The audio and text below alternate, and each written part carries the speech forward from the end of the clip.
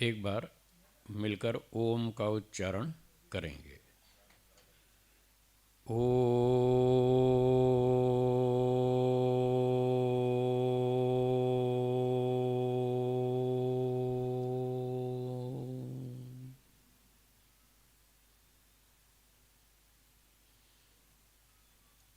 उपस्थित सज्जनों, माताओं और बहनों, आज सुबह की कक्षा में योग दर्शन के दूसरे पाद के सूत्रों का अध्ययन आरंभ किया था।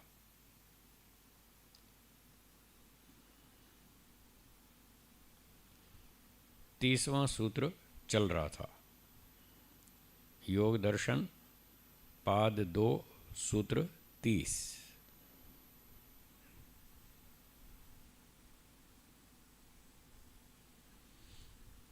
प्रसंग था कि योग के 8 अंग हैं। कितने अंग हैं? 8। उन 8 अंगों का आचरण करने से, योग के 8 अंगों का आचरण करने से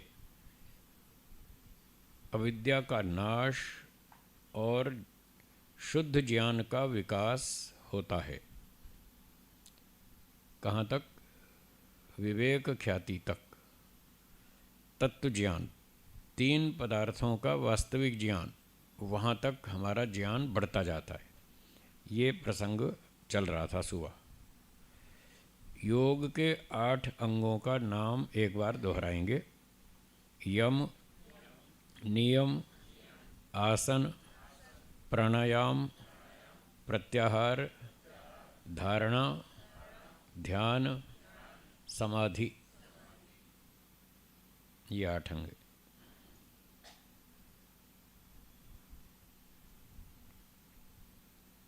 8 में से 2 अंग, पहले 2 यम और नियम, ये व्यवहार की शुद्धि के लिए हैं। हम अपने व्यवहार को कैसे शुद्ध करें, मन को कैसे शुद्ध करें, वाणी को कैसे शुद्ध करें, आचरण व्यवहार को कैसे शुद्ध करें, इस काम के लिए 2 अंग हैं, यम और नियम। यमों का जो संबंध है वो अधिकतर सामाजिक जीवन से अधिक है। जो हम समाज के साथ व्यवहार करते हैं उससे अधिक संबंध है यमों का। और नियमों का व्यक्तिगत जीवन से अधिक संबंध है। इतना अंतर है यम और नियमों में। 5 यम हैं, 5 नियम हैं। 5 यमों के नाम बोलिए। अहिंसा, सत्य, अस्तेय, ब्रह्मचर्य, अपरिग्रह। ये 5 यम हैं। अहिंसा पर सुबह बात चली थी, अब सत्य की बात आरंभ करेंगे। दूसरा यम है सत्य। सत्य की परिभाषा 2 प्रकार से है।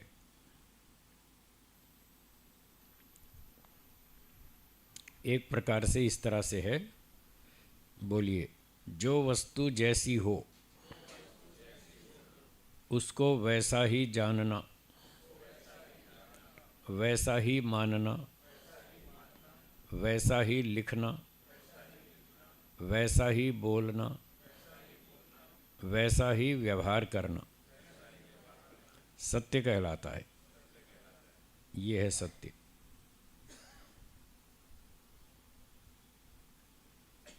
जो वस्तु जैसी हो उसको वैसा ही जानना, वैसा ही मानना, वैसा ही लिखना, वैसा ही बोलना, वैसा ही आचरण करना, ये सत्य है। तो सत्य का जो क्षेत्र है वो कहाँ से आरंभ होता है? वस्तु को पहले ठीक ठीक जाने। जो वस्तु जैसी हो पहले उसको वैसा जाने। तो जानने का साधन है प्रमाण और तर्क। जानने का साधन क्या है? प्रमाण और तर्क। प्रमाण और तर्क से कोई वस्तु ठीक ठीक जानी जाती है।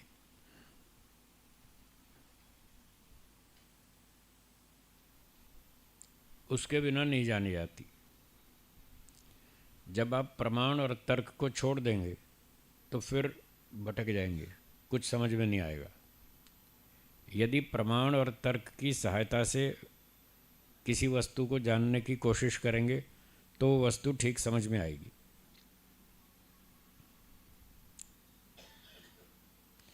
पृथ्वी गोल है या चपटी है, कैसे पता चला? उसकी पुस्तक में लिखा है ना, भूगोल शास्त्र में लिखा है पृथ्वी गोल है, ये प्रमाण है। और कोई किताब पढ़े ही नहीं तो फिर पता नहीं क्या क्या बोलेगा वो, बिना प्रमाण के तो भटक जाएगा। 3 को 6 से गुणा करें तो कितना उत्तर आएगा? 18। कैसे पता चला? प्रमाण से, पुस्तक से पता चला। गणित की पुस्तक बताती है 3 को 6 से गुणा करेंगे तो 18 उत्तर आएगा। तो ऐसे यदि प्रमाण से खोज करेंगे तो ठीक बात समझ में आएगी। ऐसे ही सब जगह समझना चाहिए। जिस भी क्षेत्र का प्रश्न हो उसी क्षेत्र मान्य होगा। पुस्तक भी ठीक ठाक हो, प्रामाणिक हो। सारी पुस्तकें प्रामाणिक नहीं होती। गणित का प्रश्न हो तो गणित की पुस्तक प्रामाणिक होगी। केमिस्ट्री का विषय हो तो केमिस्ट्री की पुस्तक प्रामाणिक होगी। और ईश्वर आत्मा का विषय हो तो आध्यात्मिक पुस्तक, धर्म की पुस्तक, वेदों की पुस्तक, ऋषियों की पुस्तक जो उससे संबंधित है वो प्रामाणिक होगी। तो उदाहरण के लिए मान लो कोई ये जानना चाहता है कि ईश्वर कैसा है, तो ईश्वर के विषय में ठीक ठीक जानने के लिए हमको प्रमाण और तर्क का सहयोग लेना पड़ेगा, तो हम ईश्वर को ठीक से जान पाएंगे कि ईश्वर वास्तव में कैसा है।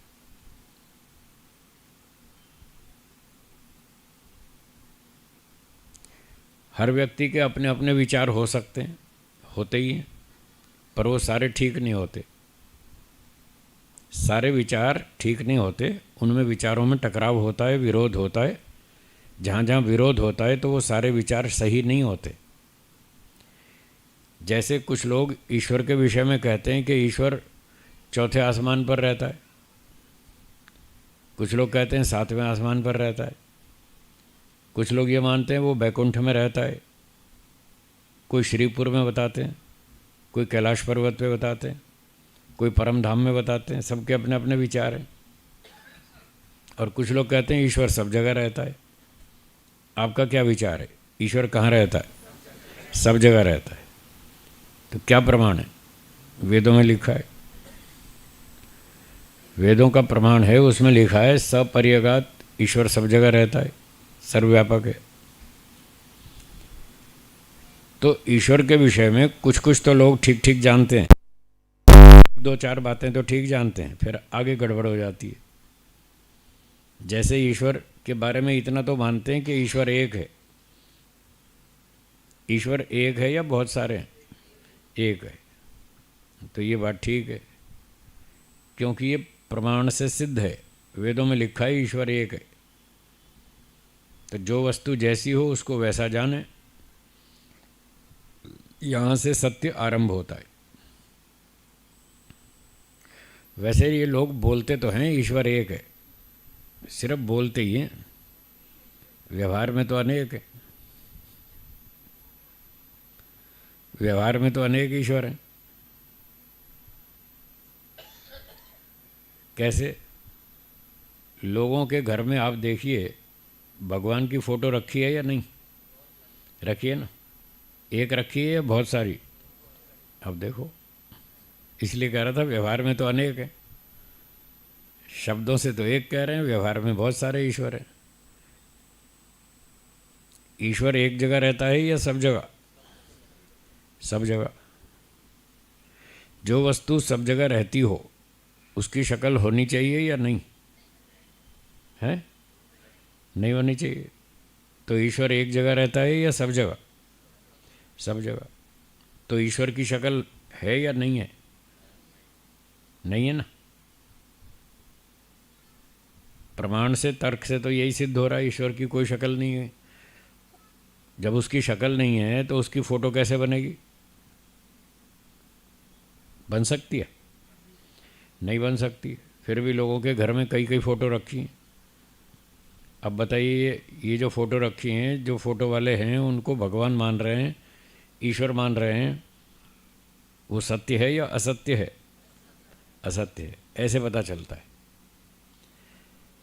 सत्य और असत्य का ऐसे पता चलता है। तो वेदों के अनुसार, वेदों के प्रमाणों के अनुसार ईश्वर एक है, वो सब जगह रहता है, उसकी कोई शक्ल, फोटो, आकृति कुछ नहीं है, वो निराकार है, सर्वशक्तिमान है, सृष्टि को बनाता है, सृष्टि का संचालन करता है, पालन करता है, अंत में विनाश भी करेगा, सबके कर्मों का ध्यान रखता है, हिसाब रखता है, सबको न्याय से कर्मों का फल देता है, ठीक समय आने पर ठीक ठीक न्याय करता है। ऐसा ईश्वर है। तो सत्य की परिभाषा में बताया था, जो वस्तु जैसी हो उसको वैसा जाने। इस प्रकार प्रमाणों से, तर्क से ऐसा ऐसा जाने कि ईश्वर ऐसा है। अब आपने जान लिया कि ईश्वर ऐसा ऐसा है। जानने के बाद दूसरी बात है वैसा माने। अब लोगों ने किताब पढ़ ली, कुछ प्रवचन सुन लिया, तो जान तो लिया कि ईश्वर एक है, सब जगह रहता है, निराकार है, पर मानने को तैयार नहीं है। मानेंगे फिर भी वही 2 4 5 7 8 10 फोटो वाला ही, 10 फोटो वाला मानेंगे, फोटो वाला मानेंगे, साकार मानेंगे। जान तो लिया कि ईश्वर निराकार है, पर उसको मानते नहीं, स्वीकार नहीं करते। मानने का मतलब स्वीकार करना। मन में उसको फिर भी साकार ही बिठा रखा है कि ईश्वर साकार है, और वो समय समय पे अवतार लेता है। मन में तो यही बैठा है। बहुत लोगों के मन में ये बैठा है कि ईश्वर समय समय पर अवतार लेता है। हाँ या ना? है ना? हाँ, तो ये झूठ है, ये गलत है।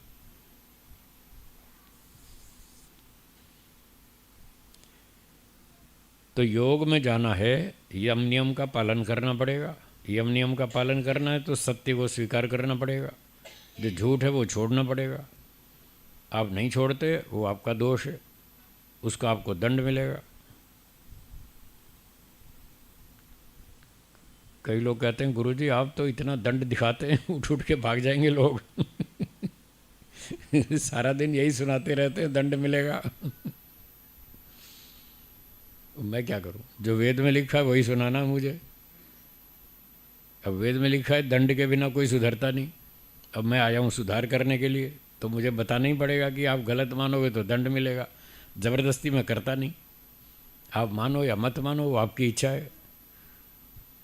बस इतना बता देता हूँ, मानेंगे तो फ़ायदा होगा, नहीं मानेंगे तो दंड मिलेगा। अब जो आपकी इच्छा हो वो करो, बस झगड़ा नहीं करना। मेरे साथ झगड़ा नहीं करना। शंका पूछनी हो तो पूछो, उसका उत्तर देंगे, झगड़ा नहीं करना।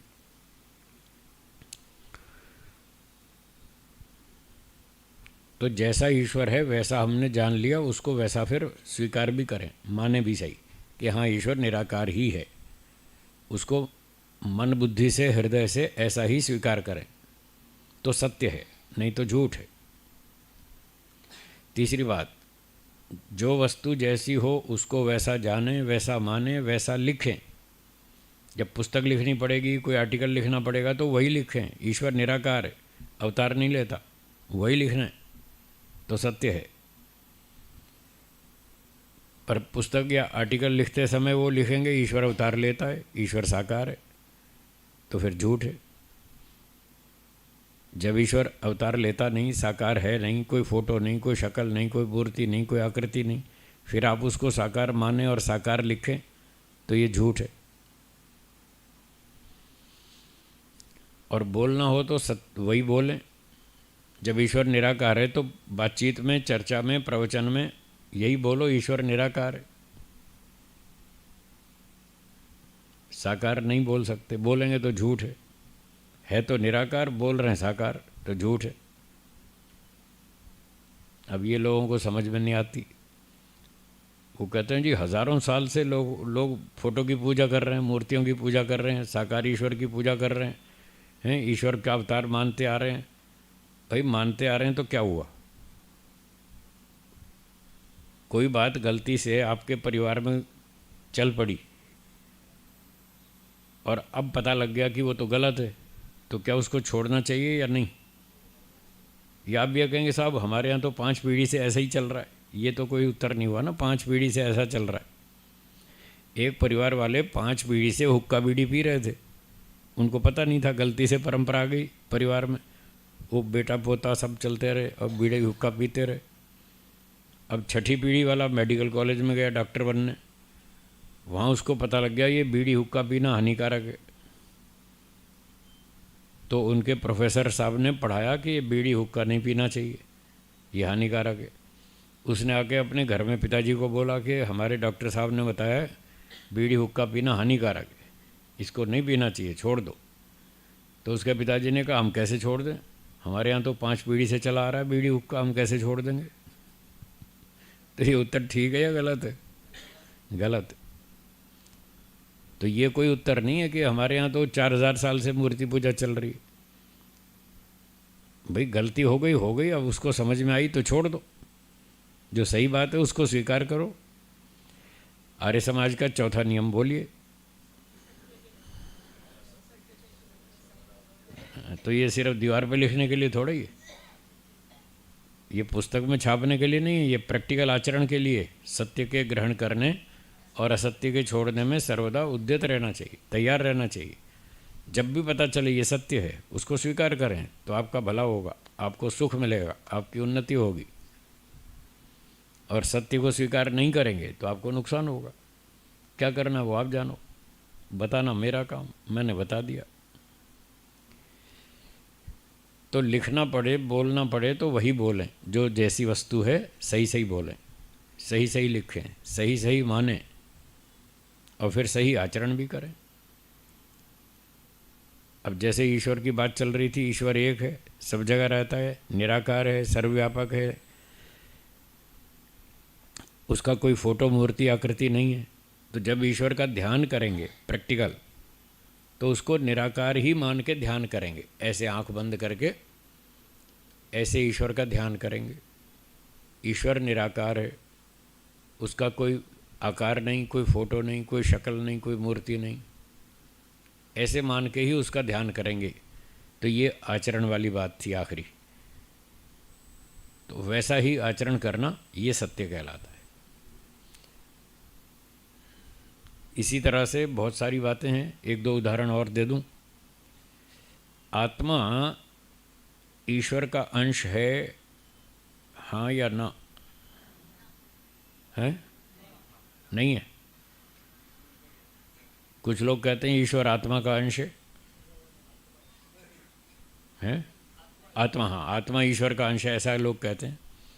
आप में से कितने लोग मानते हैं आत्मा ईश्वर का अंश है? वो हाथ ऊंचा करेंगे जो ये मानते हैं। अच्छा, अभी भी मानते हैं? पहले मानते थे, अभी भी मानते हैं।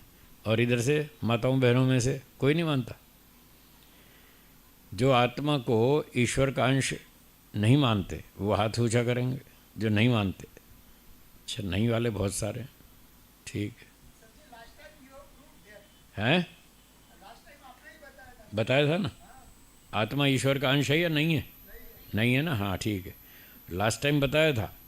पर इस टाइम में फिर कुछ और नए लोग आ जाते हैं, इसलिए फिर दोबारा बताना पड़ता है। कंफ्यूज बिल्कुल नहीं होंगे, आपको कंफ्यूज करने के लिए नहीं बुलाया, आपका कन्फ्यूज़न दूर करने के लिए बुलाया। आपको जो कन्फ्यूज़न होगा उसको दूर कर देंगे, ठीक है। और जिनको अभी भी कन्फ्यूज़न है, शंका है, संशय है, वो हाथ ऊंचा करेंगे। आत्मा ईश्वर का अंश है या नहीं, जिनको संशय है, एक आध व्यक्ति है बस। तो फिर दोबारा सुना देता हूँ, क्योंकि सारी बातें याद नहीं रहती, लोग भूल भी जाते हैं, कुछ नए लोग आ जाते हैं, तो उनको भी बताना पड़ता है।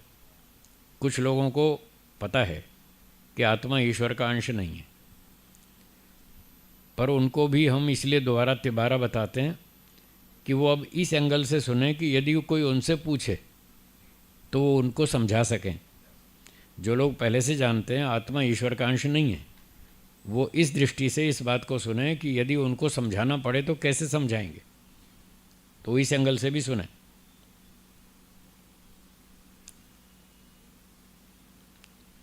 मान लीजिए आपके पास एक खरबूजा है, शक्कर टेटी, अब तो समझ गए ना खरबूजा शक्कर टेटी, और आपने चाकू लेकर उसका एक अंश काट के अलग कर दिया, तो खरबूजे का अंश खरबूजा ही रहेगा या केला बन जाएगा? खरबूजा रहेगा, केला तो नहीं बनेगा। तो जैसे खरबूजे का अंश खरबूजा होता है, केले का अंश केला होता है, सेब का अंश सेब होता है, तो ईश्वर का अंश क्या होना चाहिए? ईश्वर होना चाहिए। क्या आप और हम ईश्वर हैं? नहीं है, तो हम उसका अंश नहीं है। हम ईश्वर का अंश नहीं है क्योंकि हमारा नाम ईश्वर नहीं है। दूसरी बात, जो खरबूजे का अंश है उसके गुण और जो बड़ा खरबूजा है, दोनों के गुण एक समान होंगे या अलग अलग? एक समान, तभी हम उसको उसका अंश कहेंगे। तो ईश्वर के अंश यदि हम होते, आत्मा यदि ईश्वर का अंश होता, तो दोनों के गुण एक समान होने चाहिए। क्या ईश्वर के गुण और आत्मा के गुण एक जैसे हैं? इसलिए आत्मा ईश्वर का अंश नहीं हुआ। इस तरह आप दूसरों को भी बता सकते हैं, समझा सकते हैं। अच्छा, ईश्वर को मानने वाले लोग ईश्वर को कैसा मानते हैं? अखंड मानते हैं या खंडों का समुदाय मानते हैं? अखंड कहते हैं ना, वेदों में बताया ईश्वर अखंड है, एक ही ईश्वर है और वो अखंड है। अखंड का मतलब क्या होता है? जिसके खंड नहीं हो सकते उसको अखंड कहते हैं। खंड मतलब टुकड़ा, जिसके टुकड़े नहीं हो सकते वही अखंड है। अगर ईश्वर अखंड है तो फिर उसका अंश कैसे हुआ? अंश तो हो ही नहीं सकता उसका। यदि हम सब ईश्वर का अंश हैं तो फिर वो अखंड नहीं माना जाएगा, फिर एक कहाँ माना जाएगा? इतने सारे टुकड़े हो गए, जितने आत्माएं हैं उतने टुकड़े हो गए। आत्माएं कितनी हैं? असंख्य। यदि आत्मा ईश्वर का अंश हो तो ये मानना होगा ईश्वर के असंख्य टुकड़े हो चुके हैं, ये मानना पड़ेगा आपको। यदि ईश्वर के असंख्य टुकड़े हो जाएं तो ईश्वर बचेगा या नष्ट हो जाएगा? हैं? एक रेलगाड़ी के 1000 टुकड़े कर दो, रेलगाड़ी बचेगी? तो टूट जाएगी, ख़त्म हो जाएगी। जब 1000 टुकड़े करने पर ही रेलगाड़ी ख़त्म हो जाएगी, नष्ट हो जाएगी, तो ईश्वर के असंख्य टुकड़े करने पर ईश्वर बचेगा या नष्ट हो जाएगा? क्या आप ईश्वर को नष्ट हो गया ऐसा मानेंगे? तो फिर ईश्वर का अंश नहीं हुआ ना, बस ये समझना। ऐसे आप दूसरों को भी बता सकते हैं। कोई समझने वाला हो तो समझ जाएगा, अड़ियल होगा तो नहीं समझेगा। ना समझे तो झगड़ा नहीं करना, ना समझे तो छोड़ दो, कोई बात नहीं। हर व्यक्ति की अपनी बुद्धि है, अपने विचार हैं, वो स्वतंत्र है, जैसा भी ये विचार वो वैसा माने, पर वो सत्य नहीं है, झूठ है। जो बात प्रमाण और तर्क से सिद्ध होती है वो सत्य है, जो प्रमाण तर्क से विरुद्ध होती है वो झूठ है। हाँ जी, बोलिए। हाँ हाँ। ब- हम्म। हाँ हाँ, ठीक है।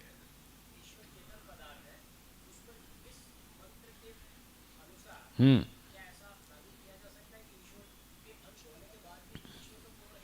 हो ही नहीं सकता, ये इस श्लोक का ये अर्थ नहीं है, इसको यहाँ लागू नहीं कर सकते, क्योंकि जो नियम होता है वो सार्वभौमिक होता है, यूनिवर्सल होता है। जो जो वस्तु उत्पन्न होती है वह नष्ट होती है, ये यूनिवर्सल लॉ है, पूरे सृष्टि में लागू होगा। एक भी अपवाद नहीं होगा इसका, तो तभी वो सत्य होगा ना, जो नियम पूर्वक हो वही सत्य है। तो जैसे जो वस्तु उत्पन्न होती है वो नष्ट होती है, ये नियम है। आप कोई ऐसी वस्तु दिखाओ जो उत्पन्न होती हो और नष्ट ना होती हो, एक भी दिखाओ, तब तो हम माने कि ये नियम गलत है कोई ऐसी चीज़ नहीं है। तो जब ऐसी कोई चीज़ नहीं है तो फिर नियम ठीक है कि जो चीज़ उत्पन्न होती है वो नष्ट भी होती है, जो उत्पन्न नहीं होती वो नष्ट भी नहीं होती। अब इस बात को यहाँ लागू करें कि ईश्वर के असंख्य टुकड़े हो गए, टुकड़े हो गए तो नष्ट भी होगा वो, क्योंकि नियम वो सही है, सब जगह लागू होता है, उसका कोई अपवाद नहीं है, तो ईश्वर भी उसका अपवाद नहीं बनेगा। अगर ईश्वर के टुकड़े मानेंगे तो ईश्वर का विनाश मानना पड़ेगा, जैसे रेलगाड़ी का, जैसे मकान का। किसी भी वस्तु के 10, 20, 50 टुकड़े कर दो, वो वस्तु खत्म हो जाएगी, वैसी नहीं रहेगी। इसलिए ईश्वर पे ये बात लागू नहीं होती। तो फिर प्रश्न होगा, फिर उस श्लोक का अर्थ क्या हुआ? पूर्णमदः पूर्णमिदं पूर्णात् पूर्णमुदच्यते पूर्णस्य पूर्णमादाय पूर्णमेव अवशिष्यते। फिर इसका अर्थ क्या हुआ? ये उपनिषद का वचन है, इसका अर्थ सुनिए। पूर्णम अदः, वह ईश्वर पूर्ण है, उसमें कोई कमी नहीं है। वेद में लिखा है न कुतश्चनो, अथर्ववेद का मंत्र है जिसमें बताया ईश्वर में कोई कमी नहीं है, एक भी कमी नहीं है। तो वो पूर्ण है जब उसमें कोई कमी नहीं है। पूर्णम अदः पूर्णम इदम, इदम जगत, ये जगत भी पूर्ण है, जगत में कोई कमी नहीं है। बताओ क्या कमी है जगत में? हर चीज़ मिलती है, सुई से लेके हवाई जहाज तक सब कुछ मिलता है। तो परमात्मा भी पूर्ण है, जगत भी पूर्ण है। पूर्णमदः पूर्णमिदं पूर्णात् पूर्णम उदच्यते, उस पूर्ण परमात्मा से पूर्ण जगत की उत्पत्ति हुई है। जगत तो बनाया गया, ये अनादि नहीं है, नित्य नहीं है, प्रवाह से अनादि है, स्वरूप से अनादि नहीं है, ये बनाया गया है, ईश्वर ने बनाया। ईश्वर पूर्ण है, ये जगत भी पूर्ण है। पूर्ण परमात्मा से इस पूर्ण जगत की उत्पत्ति हुई। फिर कहते हैं पूर्णस्य पूर्णमादाय, उस पूर्ण परमात्मा से पूर्ण जगत की उत्पत्ति होने के बाद भी पूर्णम एव अवशिष्यते, उसके बाद भी परमात्मा पूर्ण है, अब भी उसमें कोई कमी नहीं आई। बताओ ईश्वर में क्या कमी आ गई? ये है इसका अर्थ। ये नहीं कि उसके टुकड़े हो जाएंगे, उसके टुकड़े नहीं होते। ईश्वर ने जो जगत बनाया अपने अंदर से नहीं बनाया, प्रकृति से बनाया। यहीं लोग उलझे हुए हैं। हाँ जी। न भागी योगो भागस्य, हाँ ऐसा है, ऐसा एक सूत्र है। हाँ ठीक बात, ऐसा एक सूत्र है। हाँ ऐसा है कुछ सूत्र। हाँ जी, ये बात समझ में आ गई। परमात्मा पूर्ण है, जगत भी पूर्ण है। परमात्मा ने पूर्ण जगत को बनाया। पूर्ण जगत को बनाने के बाद भी ईश्वर पूर्ण है, उसमें कोई कमी नहीं आई। बोलिए, ये वाक्य, ये अर्थ समझ में आया? तो ये है इस श्लोक का अर्थ। इसमें परमात्मा के टुकड़े होने का कोई काम ही नहीं है। जो वस्तु बनाई जाती है वो मटेरियल से बनाई जाती है, मैन्युफैक्चरर अपने अंदर से नहीं बनाता। हलवाई मिठाई बनाता है, हाँ या ना? उसका मटेरियल अलग होता है, वो अपने अंदर से मिठाई थोड़ी निकालता है। मैदा, सूजी, चीनी, घी, आटा, जो भी है, पानी वानी, वो सब मटेरियल उससे अलग होता है। उस अलग मटेरियल से वो मिठाइयाँ बनाता है। ऐसे ही ईश्वर जो है वो जगत को बनाता है, वो प्रकृति नामक मटेरियल से जगत को बनाता है। प्रकृति अलग है, ईश्वर अलग है। ठीक है, चलिए ये बात हो गई। तो सत्य की बात चल रही थी, जो वस्तु जैसी हो उसको वैसा जाने माने, वैसा लिखें बोलें, वैसा व्यवहार करें। जब जीव ईश्वर का अंश नहीं है तो आप उसको अंश माने तो झूठ है, गलत है। दोनों अलग अलग हैं, दोनों की सत्ता अलग है, दोनों के गुण अलग हैं, दोनों का स्वभाव अलग है, दोनों के कर्म अलग हैं। इसलिए ईश्वर अलग है, जीव अलग है, ऐसा मानना प्रमाण से, तर्क से सिद्ध होता है। जो बात प्रमाण तर्क से सिद्ध हो उसको वैसी स्वीकार करें, वैसा लिखें, वैसा बोलें, वैसा व्यवहार करें, ये सत्य है। बोलिए।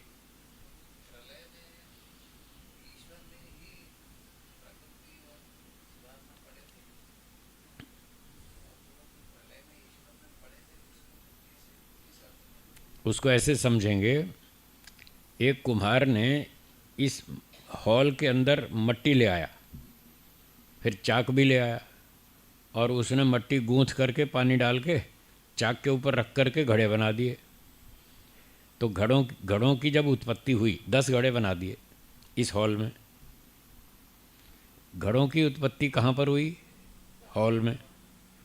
फिर उसको उसने संभाल के रख दिया, घड़े पका दिए, फिर उसको यूज़ करने लगे, घड़ों को प्रयोग करने लगे। 1 साल 2 साल यूज़ किया तो भी इसी हॉल में यूज़ किए, पानी भर भर के सबको पिलाया। 2 साल बाद घड़े टूट गए, घिस गए, पुराने हो गए, पानी ठंडा नहीं हो रहा था, तो कुछ घड़े घिस पिट के वैसे ही टूट गए, कुछ तोड़ डाले। तो तीनों काम इसी हॉल के अंदर हुए। घड़े बनाए भी हॉल में गए, घड़े 2 वर्ष तक चलते रहे, उपयोग करते रहे घड़े का, वो उनका जीवन है। तो घड़ों की उत्पत्ति भी हॉल में हुई, घड़ों का जीवन भी हॉल में रहा, घड़ों का टूट फूट के विनाश भी हॉल में हुआ। जो ये स्थिति है, हम क्या बोल रहे हैं? घड़े की उत्पत्ति हॉल में हुई। इसका अर्थ ये नहीं कि दीवारों में से घड़े बनाए गए थे। हॉल तो एक इस कमरे का नाम है ना, बड़े कमरे, उसमें से दीवारें हैं और खाली जगह है। घड़े की जो उत्पत्ति हुई थी, ना तो खाली जगह से उत्पत्ति हुई, न दीवारों से और छतों से उत्पत्ति हुई, उसका मटेरियल तो अलग था। ये तो एक स्थान है, कमरा हॉल तो एक स्थान है। जिस स्थान पर घड़े की उत्पत्ति हुई, उसी स्थान पर उसका पालन हुआ, उसी स्थान पर उसका विनाश हुआ। ये तो सिर्फ स्थान मात्र है, बाकी घड़ों के मटेरियल से इस स्थान का कोई लेना देना नहीं है। घड़ों का मटेरियल अलग है, मट्टी जिससे वो घड़े बनाए गए। ये दृष्टांत समझ में आया? घड़ों का हॉल से क्या लेना देना? सिर्फ स्थान के रूप में हम उसका उल्लेख कर रहे हैं कि इस स्थान पर घड़े बने, इस स्थान पर ये जीवित रहे और इस स्थान पर ये नष्ट हो गए, बस इतनी बात है। ऐसी व्यवस्था में क्या हॉल का घड़े से कोई सीधा संबंध है? मटेरियल के तौर पर कोई सीधा संबंध है? हॉल घड़े का मटेरियल है क्या लालचंद जी? हॉल जो है क्या घड़े का मटेरियल है? हॉल क्या घड़े का मैन्युफैक्चरर है? नहीं है ना। तो हॉल अलग चीज़ है, घड़े की उत्पत्ति पालन विनाश वो एक अलग चीज़ है। बस स्थान का नाम बताया गया कि इस स्थान में हुए। तो ऐसे ही जब सृष्टि की उत्पत्ति हुई, अब घड़े की जगह सृष्टि को ले आओ। जब सृष्टि की उत्पत्ति हुई तो कहाँ उत्पत्ति हुई? परमात्मा के अंदर ही हुई। जहाँ उत्पत्ति हुई वहाँ ईश्वर था या नहीं था? तो ईश्वर के अंदर ही घड़े पैदा हुए, सृष्टि बनी ना। और अब जो जीवित है सृष्टि चल रही है, अब ईश्वर में है या ईश्वर से बाहर है? अंदर ही है, ईश्वर में। और जब टूट फूट जाएगी, प्रलय हो जाएगी, तब भी ईश्वर में रहेगी या बाहर निकल जाएगी? बस ये बात। जैसे घड़े का उत्पत्ति स्थान, पालन स्थान और विनाश स्थान, तीनों स्थान हॉल है, ऐसे सृष्टि की उत्पत्ति का स्थान, पालन का स्थान और विनाश का स्थान ईश्वर है। ये है इसका, दोनों का साधर्म ये है, ऐसे समझना चाहिए। ऐसा कहने से ईश्वर कोई घड़े का या सृष्टि का उपादान कारण नहीं बनता, वो इसका उपादान नहीं है। जो वस्तु जिससे उत्पन्न होती है वो अंत में उसमें विलीन होती है। जैसे घड़ा मिट्टी से बना तो मिट्टी में विलीन हुआ, हाँ या ना? टूटने पर घड़ा जो है मिट्टी में विलीन हो गया, क्योंकि घड़ा मिट्टी से ही बना था। तो ये जो सृष्टि है ये प्रकृति से बनी या ईश्वर से बनी? इसका मटेरियल कौन है? कौन है? तो प्रकृति मटेरियल है ना। तो सृष्टि किससे बनी? प्रकृति से बनी। और टूटने के बाद किस में विलीन होगी? प्रकृति में विलीन होगी। ईश्वर का नाम तो केवल स्थान के रूप में बोला जा रहा है, बस इतनी बात कि ईश्वर में ही जगत की उत्पत्ति होती है, ईश्वर में ही ये जीवित रहता है और ईश्वर में ही अंत में खत्म हो जाता है। यहीं पड़ा रहता है, ईश्वर के अंदर ही। ईश्वर को स्थान की तरह समझ लें। ईश्वर में उत्पन्न होता है, जैसे कमरे में घड़े बनाए गए, कमरे में, वो कमरे की तरह है ईश्वर। ऐसे वो तो स्थान के रूप में है, बाकी उस घड़े की उत्पत्ति से का जो संबंध है वो तो मिट्टी से है। मटेरियल मिट्टी है, घड़ा मटेरियल नहीं है। तो ऐसे ही जगत का मटेरियल प्रकृति है, ईश्वर नहीं है, ये समझना। और ये प्रकृति को हटा करके ईश्वर को ही मटेरियल बता रहे हैं, ये भूल है, ये गलत। हाँ जी,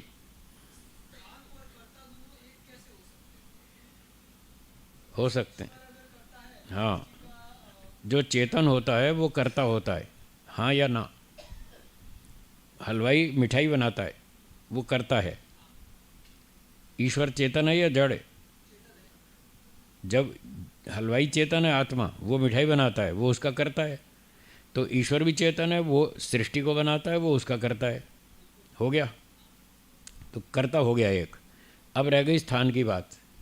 अब मेरा प्रश्न है कि जब सृष्टि बनी, वो ईश्वर के अंदर बनी या ईश्वर से बाहर बनी? जो बात पूछी जाए उसका उत्तर देना है, तो बात समझ में आएगी। प्रश्न को तोड़ मरोड़ करोगे तो नहीं आएगी समझ में। सबका समय खराब मत करना, पहले बोल रहा हूँ। जो बात पूछी जाए उसका उत्तर देना है। जब सृष्टि बनी, ईश्वर के अंदर बनी या ईश्वर से बाहर बनी?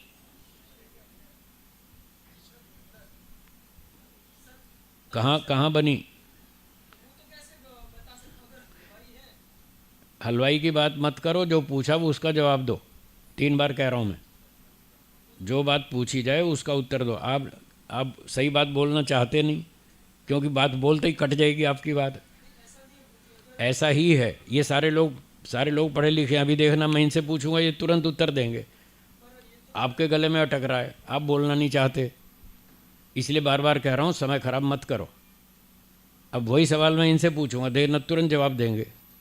हाँ जी, बोलो। ये सृष्टि जो बनी तो ईश्वर के अंदर ही बनी या ईश्वर से बाहर बनी?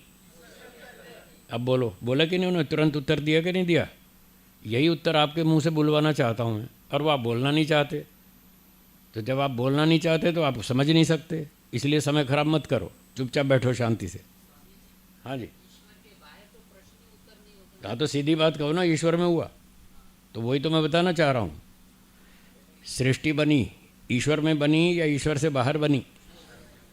सृष्टि चल रही है, ईश्वर में चल रही है या ईश्वर से बाहर चल रही है? जब ये टूट फूट के ख़त्म हो जाएगी तब ईश्वर में ही ख़त्म रहेगी, ख़त्म होकर ईश्वर में ही रहेगी, या ईश्वर से बाहर ख़त्म होगी? हो गई बात ख़त्म। ईश्वर स्थान है कि नहीं? उसके अंदर ही सब कुछ हो रहा है। हाँ, समझाएंगे बाद में, अभी नहीं। अभी जितना बता रहे हैं उतना समझ लो। तो इस प्रकार से ईश्वर जगत का उपादान कारण नहीं है। जैसे गुण उपादान कारण के होते हैं, वैसे ही उससे उत्पन्न पदार्थ में होते हैं। जैसे गेहूं के आटे से रोटी बनेगी, तो जो गेहूं के आटे में गुण हैं वही उसकी रोटी में आएंगे, हाँ या ना? मक्की के आटे से जो रोटी बनेगी, उसके गुण मक्की के आटे वाले होंगे, वो उसका उपादान है, आटा, और रोटी उससे उत्पन्न कार्य द्रव्य है। इसी तरह से यदि सृष्टि का उपादान कारण ईश्वर हो, तो ईश्वर के गुण सृष्टि में आने चाहिए। ये बात समझ में आई ना? तो क्या ईश्वर वाले गुण इस सृष्टि में हैं? ईश्वर जड़ है या चेतन? और सृष्टि कैसी है? जड़। ईश्वर में दुख है क्या? और सृष्टि में दुख है या नहीं? तो बताओ कहाँ उपादान हुआ? उसके गुण अलग हैं, सृष्टि के गुण अलग हैं, इसलिए ईश्वर जगत का उपादान कारण नहीं है। जैसे हलवाई मिठाई का उपादान कारण नहीं है, वो तो निमित्त कारण है, बनाने वाला है। निमित्त हमेशा चेतन होता है, सोच समझ के बनाता है, टेक्निक से बनाता है, विद्या से बनाता है, कलाकारी से बनाता है, वो चेतन होता है। जैसे हलवाई है, दर्जी है, नाई है, धोबी है, ये सारे चेतन हैं, ये अपनी अपनी वस्तुएं बनाते हैं। ईश्वर भी चेतन है, वो सृष्टि को बनाता है, वो भी चेतन है। चेतन हमेशा अलग होता है, उपादान हमेशा अलग होता है। मैदा, सूजी, चीनी, आटा, घी, ये मटेरियल है, ये हलवाई से अलग चीज़ है। और हलवाई चेतन आत्मा है, वो उससे अलग है, दोनों अलग अलग होते हैं। जब मिठाई का उपादान कारण अलग है और निमित्त कारण अलग है, तो सृष्टि का उपादान भी अलग है और निमित्त भी अलग है।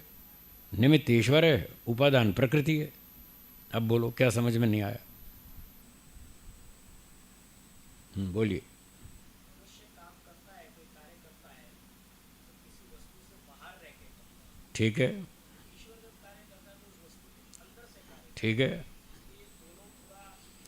ये तो ईश्वर की कार्यशैली भिन्न भिन्न है कि जीवात्मा जब कार्य बनाता है, कोई वस्तु बनाता है, तो वो उस वस्तु के बाहर से बनाता है, रचना करता है। जैसे घड़े को बनाता है तो कुम्हार बाहर रहता है और घड़े को ही अपने से अलग वस्तु मिट्टी लेकर के फिर बनाता है।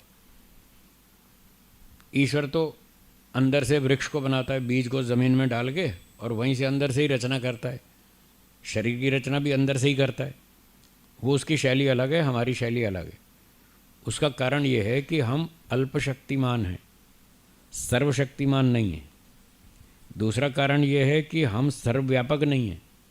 ईश्वर सर्वव्यापक है, वो हर वस्तु के अंदर पहले से ही विद्यमान है, वो बाहर कैसे निकल जाएगा। वो सर्वव्यापक है, सर्वशक्तिमान है, उसमें इतनी कलाकारी है, उसको ये हाथ पैर की ज़रूरत ही नहीं है।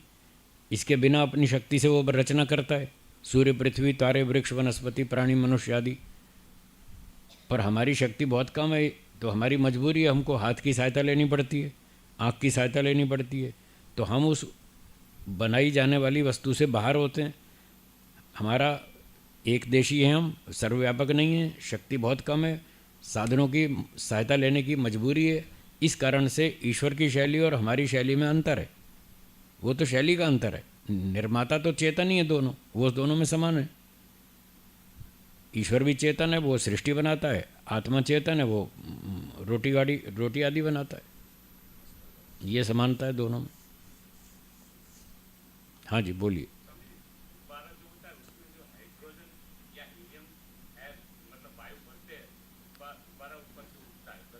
ठीक है,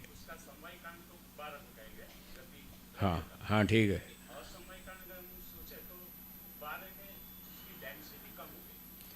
वायु का जो संयोग है, नहीं, वो जो गैस के कारण गुब्बारा ऊपर जा रहा है, ठीक है, तो वो ऊपर क्यों जा रहा है।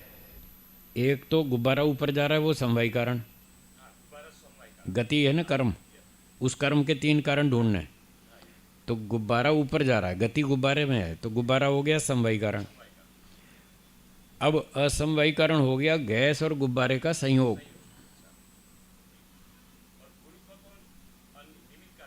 अब वो जो गैस भरने वाला है और छोड़ने वाला है, वो निमित्त कारण है। वो निमित्त कारण है, जिसने गुब्बारे में गैस भरी है, वो भरेगा नहीं तो गुब्बारा ऊपर जाएगा नहीं, वो निमित्त कारण। ठीक,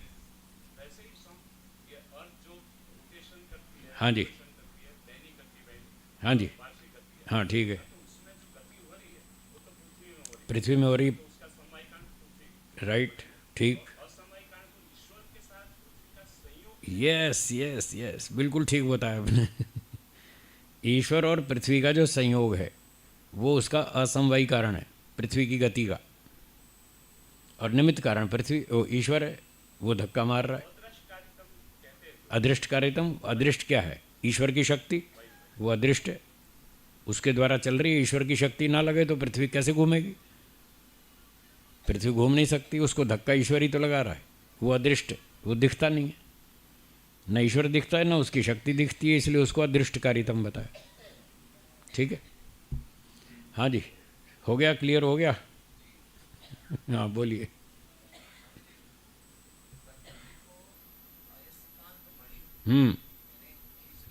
खींचने वाली चुंबक, चुंबक की तरह है।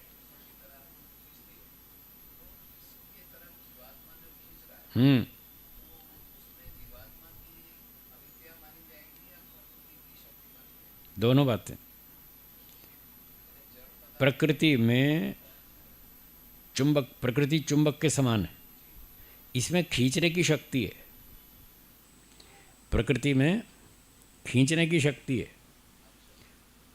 और जीवात्मा में खींचने की शक्ति है। वो खींच जाता है, वो खींच लेती है, ये खींच जाता है। जैसे चुंबक है, चुंबक वो किसको खींचता है, लोहे को या लकड़ी को। लकड़ी को क्यों नहीं खींचता? चुंबक लकड़ी को क्यों नहीं खींचता, लोहे को क्यों खींचता है? चुंबक में खींचने की शक्ति है और लोहे में खींचने की शक्ति है। वो खींच जाता है। वो खींचने वाली शक्ति लकड़ी में नहीं है, मिट्टी में नहीं है, इसलिए चुंबक मिट्टी को नहीं खींच पा रहा, उसमें खींचने की शक्ति नहीं है। लकड़ी में खींचने की शक्ति नहीं है, इसलिए वो नहीं खींचता उसको। पर चुंबक लोहे को खींच लेता है, उसमें खींचने की शक्ति है, इसलिए उनके मैच करता है गुण शक्ति दोनों, तो लोहे को चुंबक खींच लेता है। तो इसी तरह से प्रकृति में खींचने की शक्ति है चुंबक वाली, और आत्मा में लोहे वाली खींचने की शक्ति है, वो खींच जाता है।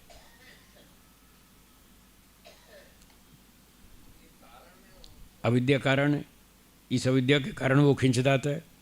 जिसकी अविद्या हट जाती है वो नहीं खींचता है। जिसमें अविद्या होती है वो लोहे की तरह होता है, वो खींच जाता है, और जिसमें अविद्या हट जाती है वो लकड़ी बन जाता है, वो नहीं खींचता है। ठीक है, अविद्या कारण है।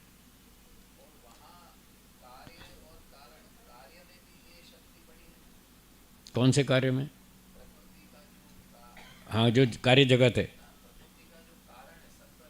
हाँ ठीक है, उसमें भी है ना खींचने की ताकत है, तभी कार्य में आएगी। अभाव से भाव की उत्पत्ति होती नहीं। सत्वरज तम में आकर्षण शक्ति है, तभी उसके कारण सोने चांदी हीरे मोती में आकर्षण शक्ति आ गई। खीर पूरी हलवा जलेबी मिठाई में आकर्षण शक्ति आ गई। कहाँ से आ गई? सत्वरज तम में थी तभी तो आई, नहीं होती तो इसमें भी नहीं आती।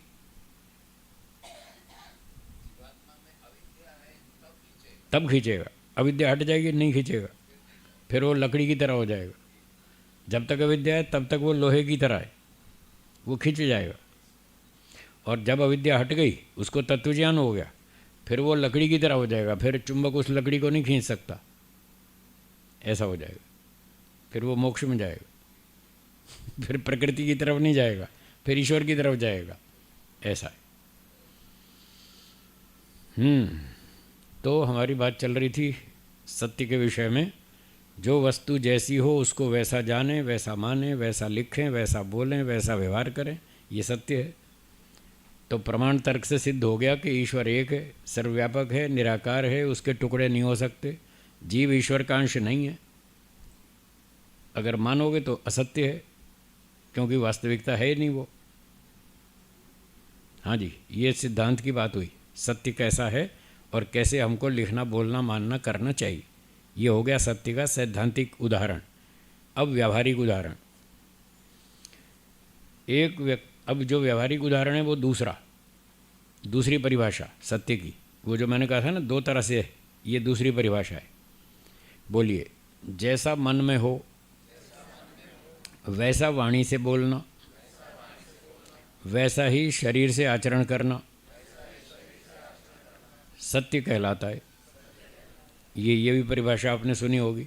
मन वाणी शरीर में एक रूपता होनी चाहिए, ये सत्य कहलाता है। तो जैसा मन में विचार हो वैसा ही वाणी से बोलें और वैसा ही फिर शरीर से आचरण भी करें तो सत्य है। और मन में कुछ और, वाणी में कुछ और, व्यवहार में कुछ और, ये असत्य है। एक व्यक्ति अपने मन में योजना बना करके गया कि आज रात का भोजन अपने मित्र के यहाँ खाएंगे। 6 बजे घर से निकला शाम को, रास्ते में कुछ काम थे, 2-4 काम निपटू के 8 बजे उसके घर पहुंचा और घर से सोच के गया कि रात का खाना वहीं खाएंगे, थोड़ी गप मारेंगे 1-आध घंटा, फिर वापस आ जाएंगे।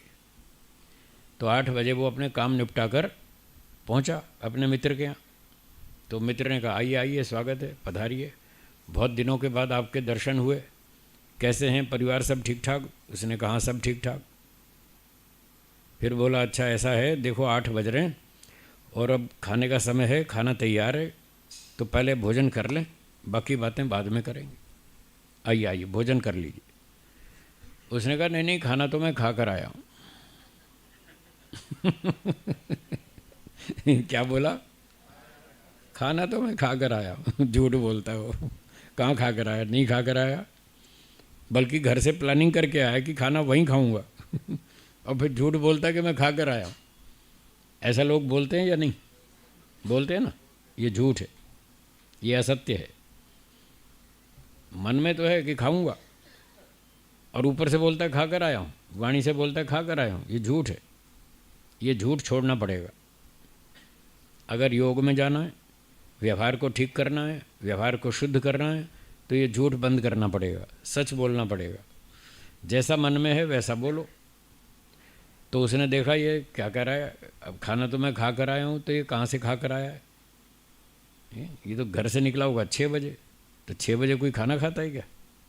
खाने का तो टाइम ही अब हुआ है 8 बजे। अब उसने कहा नहीं नहीं, खाना कैसे खा लिया आपने? खाने का तो टाइम ही अब हुआ है, आपने खाना नहीं खाया, खाना गरम गरम तैयार है, आप खाना खाओ। दूसरी बार उसको आग्रह किया, आप खाना खाओ, तो उसको खाना तो था ही। उसने अपना बात बदलनी शुरू की। उसने कहा देखो कोई बात नहीं, आप कष्ट मत कीजिए, घर की बात। अब देखो बात बदल दी। पहले क्या बोला था? खाकर आया हूँ। और अब क्या बोला? घर की बात है, आप कष्ट मत कीजिए, कोई बात नहीं, चलेगा। अब बात बदल दी उसने। जैसे ही उसने बात बदली तो खिलाने वाला यजमान भी समझ गया ये खाएगा, वो समझ गया। वो भी समझ गया कि ये खाएगा। बस इतना इशारा मिलना चाहिए था। उसने तीसरी बार तो पूरा टाइट कर दिया, ऐसे नहीं जाने देंगे, खाना खाए बिना नहीं जाने देंगे, खाना तो खा के ही जाना पड़ेगा। इतने दिनों बाद तो आए हो आप, और ऐसे बिना खाए चले जाओगे? ऐसे कैसे चलेगा? आज आप बिना खाए चले गए तो हमारी तुम्हारी दोस्ती ख़त्म। फुल टाइट कर दिया उसको। अब फिर तीसरी बार उसने क्या बोला? अच्छा बाबा, आप इतना जोर लगाते हो तो फिर खा ही लेते हैं, और क्या करें, दोस्ती तो रखनी है ना। अब तुम इतना जोर लगाते हो तो फिर खा ही लेते हैं। तो ये सारा ऐसा चलता है या नहीं चलता? तो ये सारा झूठ है। महर्षि पतंजलि जी कह रहे हैं ये सब बंद करना पड़ेगा अगर आपको व्यवहार को ठीक करना है। तो जब एक व्यक्ति झूठ बोलता है मैं खा कर आया हूँ, तो खिलाने वाले को मन में डाउट होता है, संशय होता है, पता नहीं खाएगा कि नहीं खाएगा, ये सच बोल रहा है या झूठ बोल रहा है, क्या बोल रहा है, समझ नहीं आया उसको डाउट होता है। तो वो सोचता है अब दूसरी बार पूछूं या ना पूछूं, ये तो कह रहा है मैं खा कर आया हूँ। और कोई सत्यवादी होगा और एक ही बार में पूछता होगा, वो तो कहेगा ठीक है जी, खा कर आए तो धन्यवाद। दूसरी बार पूछेगा ही नहीं। अब जो खा के नहीं आया वो मन में गालियाँ देगा, यार कैसा आदमी है, दूसरी बार पूछता ही नहीं, एक ही बार पूछा है, ये कैसा आदमी है। तो ये सारी गड़बड़ियाँ होंगी व्यवहार में। अगर सच नहीं बोलेंगे, झूठ बोलेंगे, तो ये सारी गड़बड़ होगी। खिलाने वाला संशय में रहेगा, या तो दोबारा पूछेगा, नहीं पूछेगा तो फिर वो मार खाएगा, बिना खाए भूखा जाना पड़ेगा उसको। तो ये सारी गड़बड़ियाँ होंगी। इनसे बचने के लिए महर्षि पतंजलि जी कहते हैं एक ही बार बोलो, सच सच बोलो, जो मन में है वही बोलो। मन में तो है कि भोजन खाना है। तो जब सामने वाले यजमान ने हिंदी भाषा में, सरल भाषा में, स्पष्ट रूप से ऊंचे शब्दों में ये बात कही, आइए भोजन खाइए तैयार है, तो क्या हिंदी समझ में नहीं आती? बोलिए, आती है कि नहीं? और इतना धीरे भी नहीं बोला कि आपको सुनाई ना दिया हो। आपको सुनाई भी ठीक से दिया कि ये खाने के लिए कह रहा है। आपको हिंदी भी समझ में आती है और सुनाई भी दिया ठीक से ये क्या कह रहा है, खाने के लिए कह रहा है। तो जब खाना ही है तो क्यों नहीं बोलते ठीक है खा लेंगे? एक ही बार में बोलो, खाना है तो एक ही बार में बोलो ठीक है खा लेंगे। एक आदमी ने कहा जी पहली बार में कैसे कह दें, हाँ हाँ लाओ लाओ खाऊंगा। हाँ हाँ लाओ लाओ खाऊंगा। तो हमने कहा आप ऐसी भाषा मत बोलो, हाँ हाँ लाओ लाओ खाऊंगा, ऐसे मत बोलो, ढंग से बोलो, सभ्यता से बोलो, ठीक है खा लेंगे। ऐसे भी तो बोल सकते हैं ना, अच्छी भाषा बोलनी चाहिए, खराब भाषा क्यों बोलें? उसमें असभ्यता नहीं रहनी चाहिए, सभ्यता पूर्वक अच्छी तरह सत्य बोलें, हाँ जी ठीक है खा लेंगे। अब मैं कितने घरों में जाता हूँ, प्रचार के लिए जाता हूँ, तो जिसके यहाँ सूचना देता हूँ जी शाम को आऊँगा घर पे, तो वो पूछते हैं हाँ जी भोजन, राजकुमारी जी बैठे पूछते हैं भोजन, तो मैं कहता हूँ ठीक है कर लूँगा, एक ही बार में हाँ बोलो।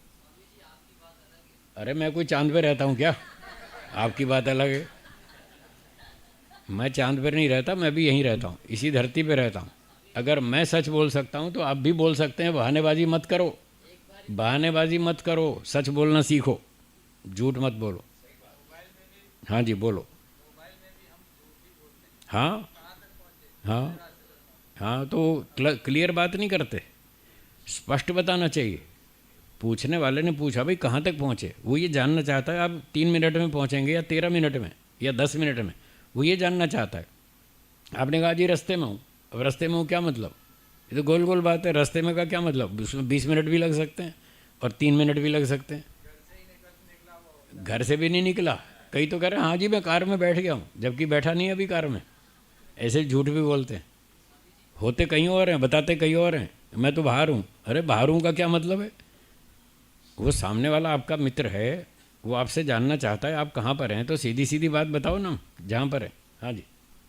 सत्य बोलना तो ठीक ही है, मगर परिस्थिति होती है ना, कोई कोई ऐसा होता है जिसको क्लोज होता है तो उसको तो बोल ही देते हैं, हाँ जी खाएंगे, हाँ ऐसे ठीक है, बोल देते हैं। ठीक है ना। और कभी कभी दूसरी जगह जाते हैं तो वो सामने से बोलते हैं कि एक बार बोलते हैं हम्म। साला मुंह पर खाने लग गया। हाँ वो बोलेगा ना, कोई बात नहीं, कोई बात नहीं, इतना सुन लो, उसमें आपको दंड नहीं मिलेगा। आपने एक ही बार में बोल दिया, साफ साफ बोल दिया हाँ जी मैं खाऊंगा, तो उसमें दंड नहीं मिलेगा। अगर आप झूठ बोलोगे तो दंड मिलेगा। झूठ बोलेंगे तो ईश्वर दंड देगा, और सच बोलेंगे तो वो थोड़ी सी निंदा चुगली करेगा और क्या करेगा, कहेगा वो उसका दोष है, आपका दोष नहीं, आप अपना दोष से बचो। इसलिए ऋषि लोग कह रहे हैं सत्य बोलना सीखो। हाँ जी बोलिए। हाँ,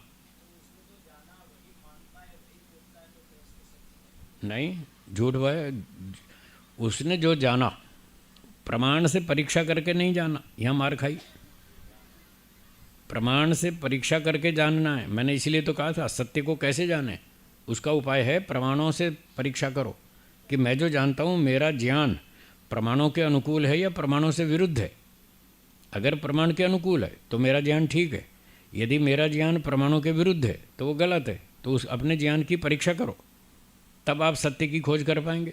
नहीं तो हर आदमी कहेगा साहब जैसा मैं जानता हूँ मैं तो वैसा ही बोलता हूँ, जैसा मैं जानता हूँ। अरे जैसा मैं जानता हूँ ऐसा नहीं है, जैसी वस्तु स्थिति है वैसा जानो और फिर वैसा बोलो, ये है सत्य। ना कि जैसा मुझे मालूम है, वो गलत है। हाँ, मिथ्या ज्ञान हुआ तो फिर झूठ हुआ ना। फिर अगर ये मान लिया जाए कि जैसा वो जानता है वैसा बोल रहा है और ये सत्य है, तो फिर झूठ तो कुछ हुआ ही नहीं। झूठ को कैसे डिफाइन करेंगे आप, जो भी व्यक्ति जैसा भी जानता है वैसा बोल रहा है तो फिर सारे ही ठीक बोल रहे हैं, फिर गलत तो कोई भी नहीं हुआ। पर शास्त्र कहता है झूठ भी है। अगर झूठ है तो वो यही है, जिसका ज्ञान प्रमाणों के विरुद्ध है वो झूठ है, जिसका ज्ञान प्रमाणों के अनुकूल है वो सत्य है। इसलिए प्रमाणों से परीक्षा करके सत्य की परिभाषा में, इसी योग दर्शन में, इसी सूत्र के भाष्य में लिखा है, तस्मात् परीक्ष्य, परीक्षा करके व्यास जी ने लिखा है भाष्य में, तस्मात् परीक्ष्य सर्वभूत हितम सत्यम एव वदेत, सब प्राणियों के हितकारी सत्य ही को बोले। परीक्षा करके बोले, ऐसे नहीं जो मन में आए सो बोल दिया, वो सत्य नहीं है। हैं, उसकी प्रमाणों से परीक्षा करेंगे। वो मान लो एक व्यक्ति सत्संग में गया था, तो वो लौट कर आया, आपने पूछा जी कहाँ गए थे, उसने कहा सत्संग में गए थे। तो सत्संग में कितने लोग थे, उसने कहा 700-800 लोग थे। अब आपको डाउट हो गया, 700-800 तो आ ही नहीं सकते इस हॉल में, इतनी तो जगह ही नहीं है। तो आपको संशय हो गया कि ये तो 800 बता रहा है, यहाँ तो 300-400 की जगह है। तो आपको संशय तो हो गया ना। अब इस संशय के निवारण के लिए फिर संजय भाई को फ़ोन करो, संजय भाई को पूछो भाई कितने लोग आए थे सत्संग में। वो कहेगा 300 लोग थे। तो पता चल गया ये झूठ बोलता है, आए थे 300 लोग, बताता है 700-800 बताता है ये। तो ऐसे परीक्षा करेंगे ना, अलग अलग प्रमाणों से पूछताछ करेंगे तो पता चल जाएगा ये सच है ये झूठ है। संजय भाई ने भी कहा जी 300 लोग थे, और उसने भी कहा 300 लोग थे। फिर आपने एक और पड़ोसी को पूछा भाई आप भी तो गए थे सत्संग में, आप बताओ कितने थे। उसने भी कहा 300 लोग थे, लगभग 300 थे। तो फिर पता चल जाएगा ये सच बोल रहा। ऐसे परीक्षा करनी चाहिए। हाँ जी,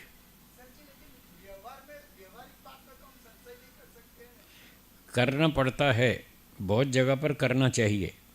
संशय, जो नया व्यक्ति है जिसका हमें पता नहीं ये सच बोलता है या झूठ बोलता है, उस पर संशय करना चाहिए।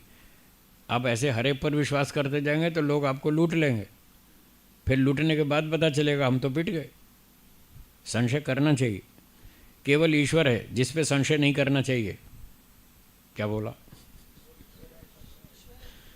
केवल एक ईश्वर है जिस पर संशय नहीं करना चाहिए, बाकी सब पर संशय करना चाहिए, क्योंकि बाकी जितने भी लोग हैं वो अल्पज्ञ हैं, अविद्याग्रस्त हैं, स्वार्थी हैं, लोभी हैं, क्रोधी हैं, अभिमानी हैं, पता नहीं क्या क्या दोष भरे पड़े हैं।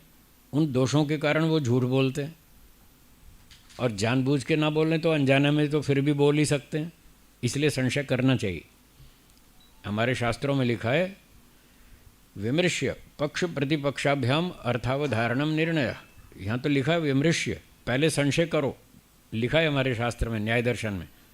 जब भी कोई बात की खोज करनी हो तो पहले संशय करो कि आत्मा नित्य है या अनित्य है, पैदा होता है या मरता है या नहीं मरता है, पैदा होता है या नहीं होता है, मरता है या नहीं मरता है, ईश्वर न्यायकारी है या अन्यायकारी है। वो तो कहता है ऐसी ऐसी बातों पर भी संशय करो, फिर प्रमाणों से परीक्षा करो। जब प्रमाणों से परीक्षा हो जाए और ठीक निर्णय हाथ में आ जाए, फिर संशय नहीं करना। जब परीक्षा हो जाए, निर्णय हो जाए, उसके बाद फिर संशय नहीं करना। फिर बार बार संशय करोगे तो फिर आगे लिखा है शास्त्रों में, संशय आत्मा विनश्यति, फिर उसका सर्वनाश होगा। जब सत्य बात पर भी संशय करेगा उसका विनाश होगा। ठीक है जी? हाँ जी, हाँ हाँ बुलवाया, हाँ बुलवाया था।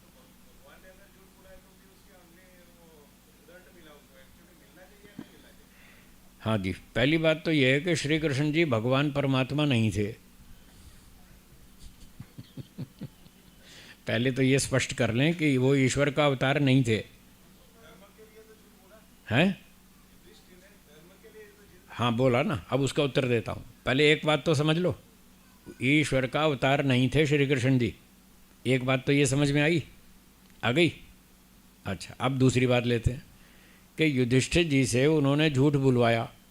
हाँ बुलवाया, वो तो हम भी स्वीकार कर रहे हैं, उन्होंने झूठ बोला, चालाकी की, अश्वत्थामा मारा गया।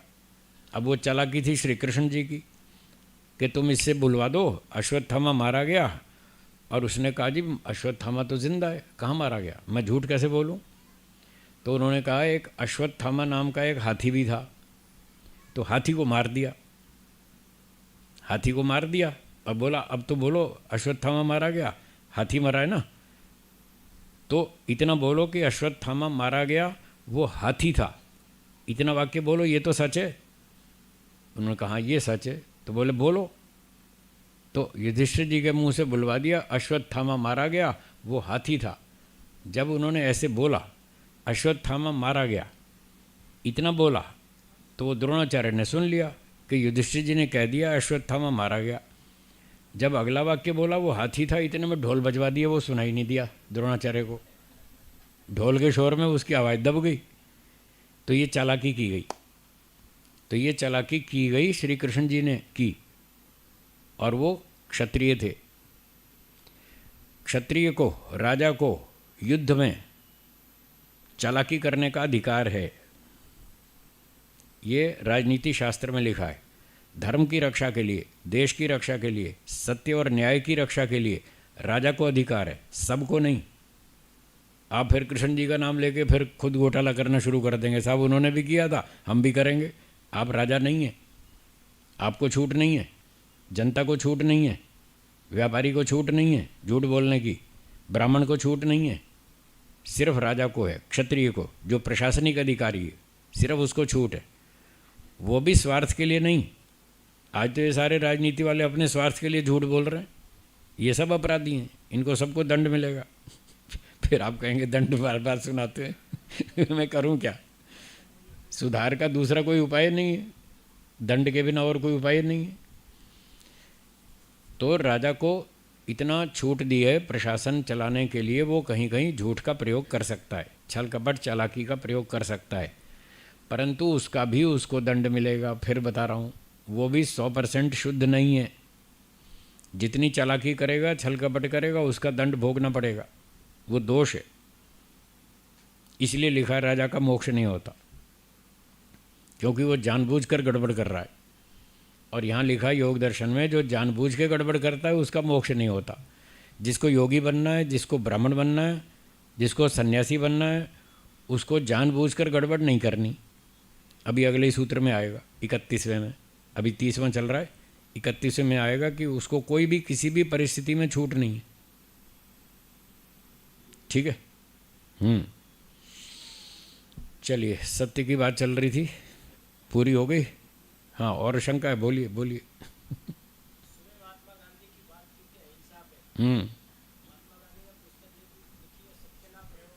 ठीक है।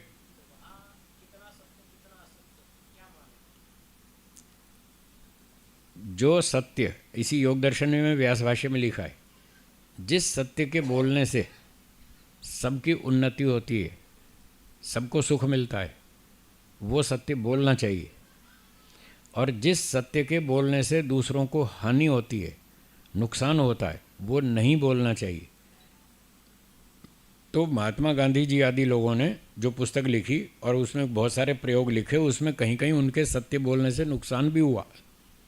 आपने पढ़ी होगी किताब, तो कहीं कहीं नुकसान हुआ या नहीं हुआ? अगर कहीं कहीं नुकसान हुआ तो वो सत्य की कोटि में नहीं आएगा।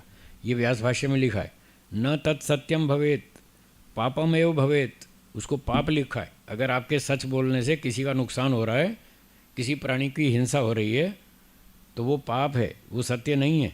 सुबह मैंने बताया था कि बाकी के 9 यम नियम अहिंसा की रक्षा के लिए हैं। आपके सत्य बोलने से यदि अहिंसा का पालन होता है तो वो पुण्य है, तो ठीक है। अगर आपके सत्य बोलने से दूसरे का नुकसान होता है या देश की हानि होती है तो वो सत्य नहीं है, वो पुण्य नहीं है। मान लो, एक एग्जाम्पल देता हूँ। एक जासूस है, भारत का जासूस है, और वो पाकिस्तान में चला गया जासूसी करने, और दुर्भाग्य से वो पकड़ा गया वहाँ। पाकिस्तानी सेना ने उसको पकड़ लिया और पूछा, भाई तुम कौन हो? तो उसने कहा, मैं जासूस हूँ, मैं भारतीय सेना का जासूस हूँ, यहाँ पाकिस्तान में जासूसी करने आया था। अब उसको बोला उन्होंने, पाकिस्तानी सेना ने, बताओ तुम्हारे गुप्त ठिकाने कहाँ कहाँ हैं, तुम हथियार कहाँ बनाते हो, कहाँ सुरक्षित रखते हो, क्या क्या करते हो, उससे पूछा। उसने कहा नहीं बताता। अब वो सच सच बोल दे कि हमारे कहाँ कहाँ पर ठिकाने हैं, तो क्या उसको सच बोलना चाहिए? नहीं बोलना चाहिए ना। बस, तो ये कहता है शास्त्र, ऐसे केस में अगर वो सच सच बता दे हमारे यहाँ ठिकाने ये यहाँ पर हैं, गुप्त अड्डे यहाँ हैं, तो वो देश के लिए हानिकारक है। तो वो आपको मोटे तौर पर सच दिख रहा है कि जो बात जैसी थी वैसी बताई, मोटे तौर पे आपको सत्य दिख रहा है, पर वो हानिकारक है। ऐसा हानिकारक सत्य नहीं बोलना। वहाँ क्या करना? चुप रहना, झूठ नहीं बोलना, सत्य भी नहीं बोलना, झूठ भी नहीं बोलना, चुप रहना, नहीं बताते। मौन रहने का विधान है शास्त्र में, मौन रहने का विधान है, झूठ बोलने का नहीं है। या तो सच बोलो या मौन रहो, नहीं बताते। ये प्रेस वाले आते हैं, कई मिनिस्टरों के आगे पीछे घूमते हैं, पूछते हैं, हाँ साहब इसमें आपका क्या जवाब है? वो कहते हैं नो कमेंट्स, हम नहीं बताते, हमारी पॉलिसी है, हम नहीं बताते। तो इतना अधिकार है मौन रहने का, झूठ का नहीं। तो ऐसे अवसर पे नहीं बताना चाहिए, सच नहीं बताना चाहिए। तो फिर किसी ने कहा जी वो तो उसकी पिटाई करेंगे हैं, उसको प्रताड़ित करेंगे, यातनाएं देंगे। तो दो, वो यातना भोगेगा, तैयार है। अगर पिटाई से इतना ही डर लगता था तो सेना में क्यों गए? अपनी कोई मिठाई की दुकान चलाते, कोई लकड़ी बेचते, तो यहाँ क्यों आए सेना में? सेना में घुसते हो तो जान हथेली पर, सर पे कफन बांध के चलो। ये वहाँ कुछ भी हो सकता है और हम उसके लिए तैयार हैं। जो भी होगा देखी जाएगी, पर देश की रक्षा करेंगे, देश के हित में बोलेंगे, जो भी बोलेंगे, देशद्रोह नहीं करेंगे, देश के साथ धोखा नहीं करेंगे। इतनी हिम्मत वाले को सेना में जाना चाहिए। फिर या तो वहाँ पर अपना काम करके चुपचाप निकल आए, और पकड़ा गया तो कोई बात नहीं, फिर वहाँ मौन रहेगा, वहाँ नहीं बोलेगा। ऐसे करना चाहिए। हो गया? चलिए आगे चलें। चलिए, तो ये सत्य की बात हुई। सत्य का प्रयोग करें। जो व्यक्ति सत्य बोलेगा मस्त रहेगा, नो टेंशन, उसको टेंशन कभी नहीं होगी। जो सच बोलता है डरेगा नहीं कभी, निर्भीक होगा, निर्भय होगा। झूठ बोलने वाला डरता है और टेंशन में रहता है, पता नहीं कब मेरी पोल खुल जाए, कब मैं फंस जाऊंगा। वो हमेशा डरता रहता है। चपरासी से भी डरता है, चपरासी भी उसको ब्लैकमेल करता है, मेरा काम करो नहीं तो तुम्हारी पोल खोल दूंगा।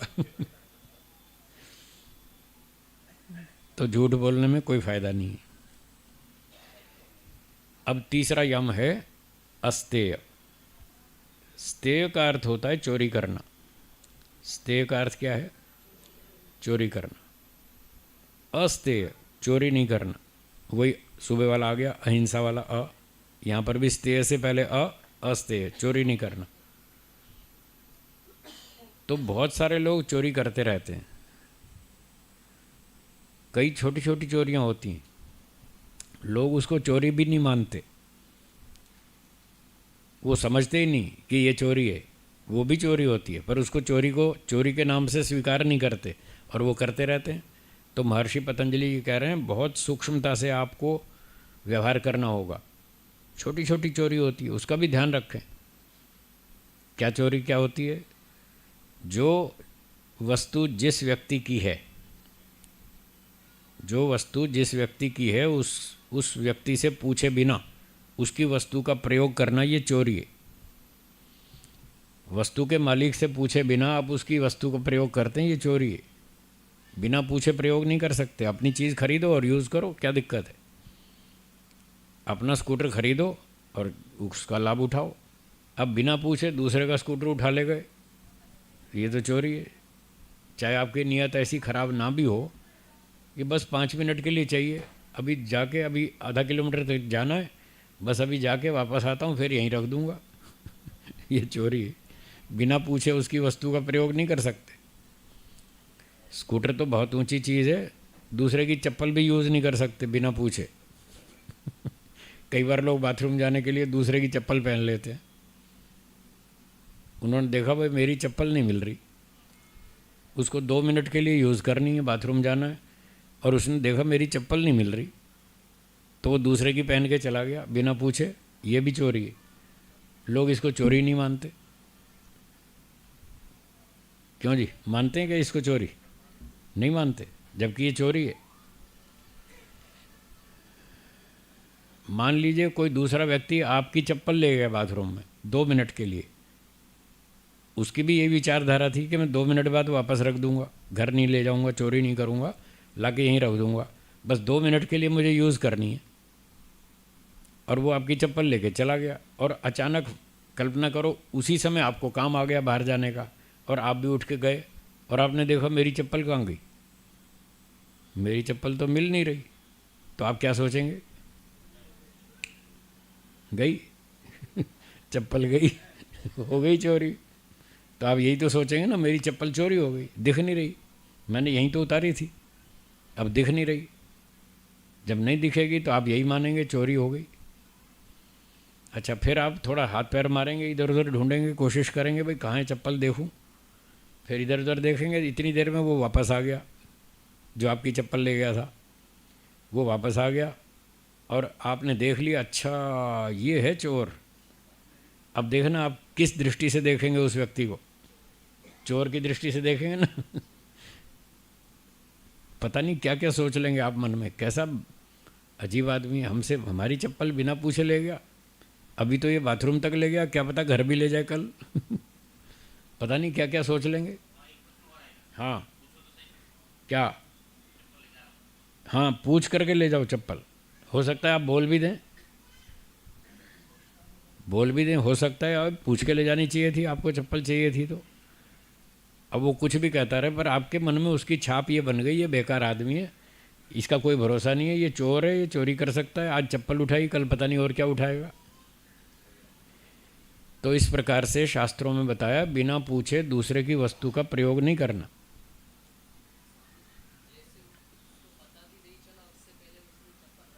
हाँ हाँ, तो चोरी तो फिर भी है, पता लगे या ना लगे, पता लगे या ना लगे, आपने तो चोरी कर ली, आपने बिना पूछे यूज़ की है चप्पल, चोरी तो हो गई।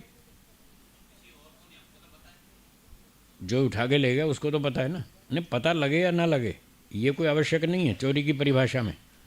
चोरी की परिभाषा है जो आपकी वस्तु नहीं है उसको प्रयोग करने का आपका अधिकार नहीं है। जो आपने अपनी मेहनत से पैसे कमाए उससे आप खरीदो, अपनी चप्पल का यूज़ करो। आपको पेन चाहिए, मान लो एक चेक साइन करना है और पेन है नहीं आपके पास, आपका दोस्त सामने खड़ा है, तो आपने क्या किया, उसकी जेब में से पेन खींच लिया, पूछा नहीं पूछा नहीं भाई चेक दे, पेन देना ज़रा, 1 मिनट साइन करके देता हूँ वापस, ऐसा कुछ नहीं कहा।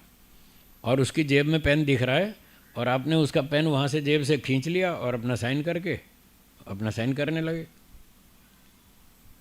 बिना पूछे ले लिया उसका पेन। भले ही आपका दोस्त है तो क्या हुआ, सभ्यता अपनी जगह है, सभ्यता तो बना के रखो ना। दोस्त का मतलब ये थोड़ी होता है आप सीमा का अतिक्रमण करेंगे। तो बिना पूछे आप दूसरे की जेब से पेन खींच लेते हैं, ये चोरी नहीं डकैती है क्या बोला, ये डकैती है।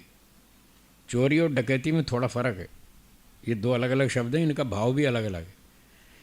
चोरी होती है छुप करके, डकैती होती है आँख के सामने, उसको डकैती बोलते हैं। उसकी आँख के सामने आप उसका पेन खींच रहे हैं, पूछते भी नहीं, ये तो डकैती है।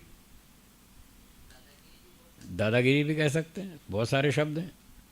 पर यहाँ क्योंकि बात चोरी की बात चल रही इसलिए उस प्रसंग वाले शब्द को बोलना उचित है। तो बिना पूछे दूसरे की वस्तु का प्रयोग नहीं कर सकते। आपको ज़रूरत है तो पूछ के प्रयोग कर सकते हैं, भाई आपकी चप्पल ले जाऊँ, बाथरूम जाना है, 2 मिनट के लिए ले जाऊँ, मेरी चप्पल मिल नहीं रही, तो वो कहेगा ठीक है ले जाओ, वो परमिशन दे, फिर आप यूज़ करो। तो फ़ोन हो, पेन हो, चप्पल हो, कोई भी चीज़ हो, अपनी रखो, ना मिले तो फिर पूछ के लो। ये है अस्तेय, चोरी नहीं करना। तो जैसे सत्य के विषय में बताया था, जो चीज़ जैसी हो वैसी बोलना, वैसी जानना, मानना, लिखना, बोलना, वैसा व्यवहार करना, ये सत्य है। तो सत्य बोलना है, झूठ नहीं बोलना। तो दोनों बातें हुई, सत्य बोलना है, झूठ नहीं बोलना। ऐसे ही अहिंसा, प्रेम से व्यवहार करना है, न्याय से व्यवहार करना है, अन्याय नहीं करना। ऐसे ही अस्तेय में चोरी नहीं करना बल्कि दूसरों को सहयोग देना, ये उसका दूसरा पक्ष है। आप वस्तु की चोरी नहीं कर रहे, इतना ही काफ़ी नहीं है, सहयोग भी दो। आपके पास भगवान ने बहुत कुछ दिया है, तो कोई दूसरों को सहयोग भी दो, जो आप दे सकते हैं। जितना शक्ति है, सामर्थ्य है, साधन है, उतना उतना सहयोग भी दो, दूसरों की सहायता करो, मदद करो, ये अस्तेय कहलाता है। तो मन में भी चोरी नहीं करना, वाणी में भी नहीं करना, शरीर से भी नहीं करना, तीनों प्रकार से चोरी नहीं करना। मैं हाँ, मन में भी होती है ना। मन की चोरी बताऊं, एक व्यक्ति अपने दोस्त के घर गया और वहाँ जाके देखा कि इसके पास तो बहुत सारी किताबें हैं, बहुत अच्छी अच्छी किताबें।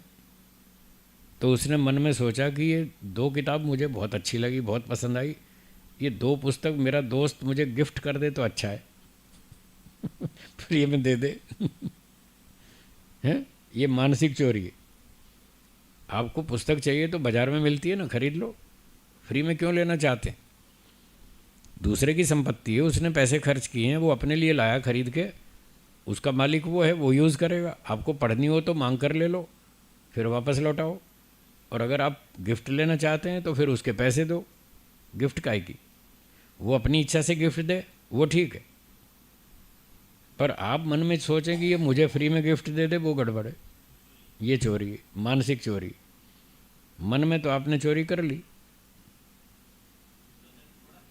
थोड़ा मिलेगा, दंड तो मिलेगा, अपराध तो है ही, उसको भी छोड़ना है। मन में भी नहीं सोचना, मन में भी नहीं सोचना। ईश्वर मानसिक कर्मों को भी देखता है, उनका भी हिसाब रखता है। और अगर आप इस तरह मानसिक चोरी करेंगे तो आपकी आदत खराब होगी। आज आप अपने दोस्त की पुस्तक पे नज़र रखते हैं कि ये फ्री में मिल जाए, कल किसी और अपरिचित की वस्तु पे नज़र रखेंगे, फिर दुकान पे जाएंगे, दुकान की चीज़ों पर नज़र रखेंगे कि मौका लगते ही हाथ मार लेंगे, तो आपकी आदत ख़राब होगी, चोरी करने की आदत बढ़ेगी। इसलिए मन में भी उसको वहीं ब्रेक लगाओ, मन में भी नहीं सोचना कि मुझे फ्री में मिल जाए। संस्कार बनेंगे ना, वो हानिकारक, इसलिए मना किया, मन में भी नहीं करना। और वाणी की चोरी सुनिए कैसी होती है।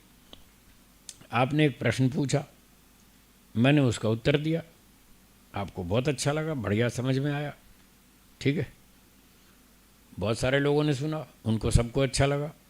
एक व्यक्ति मान लो हैदराबाद से आए हुए थे, उन्होंने भी सुना, उनको भी बड़ा अच्छा लगा।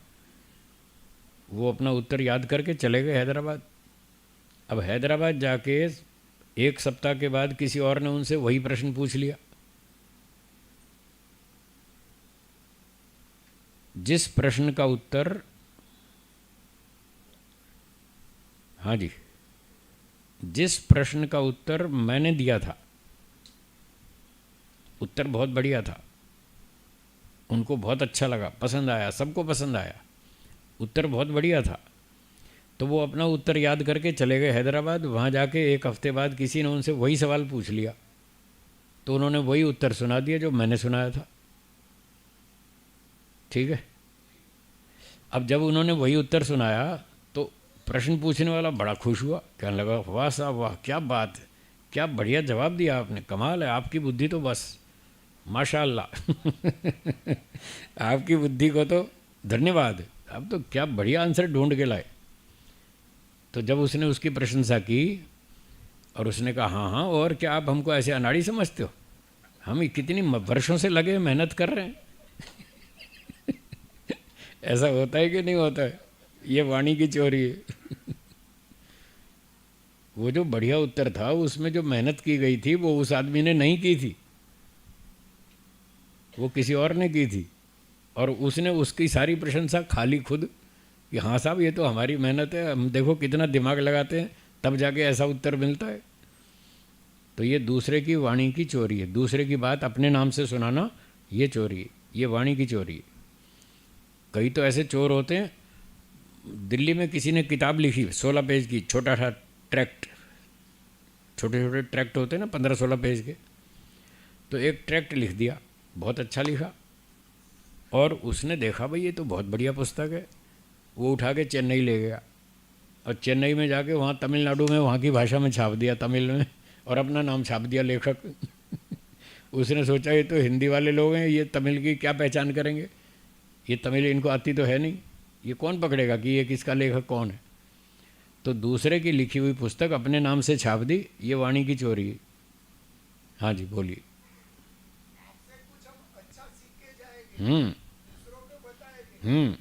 बत बताइए, पर ये मत कहिए ये मेरी मेहनत है।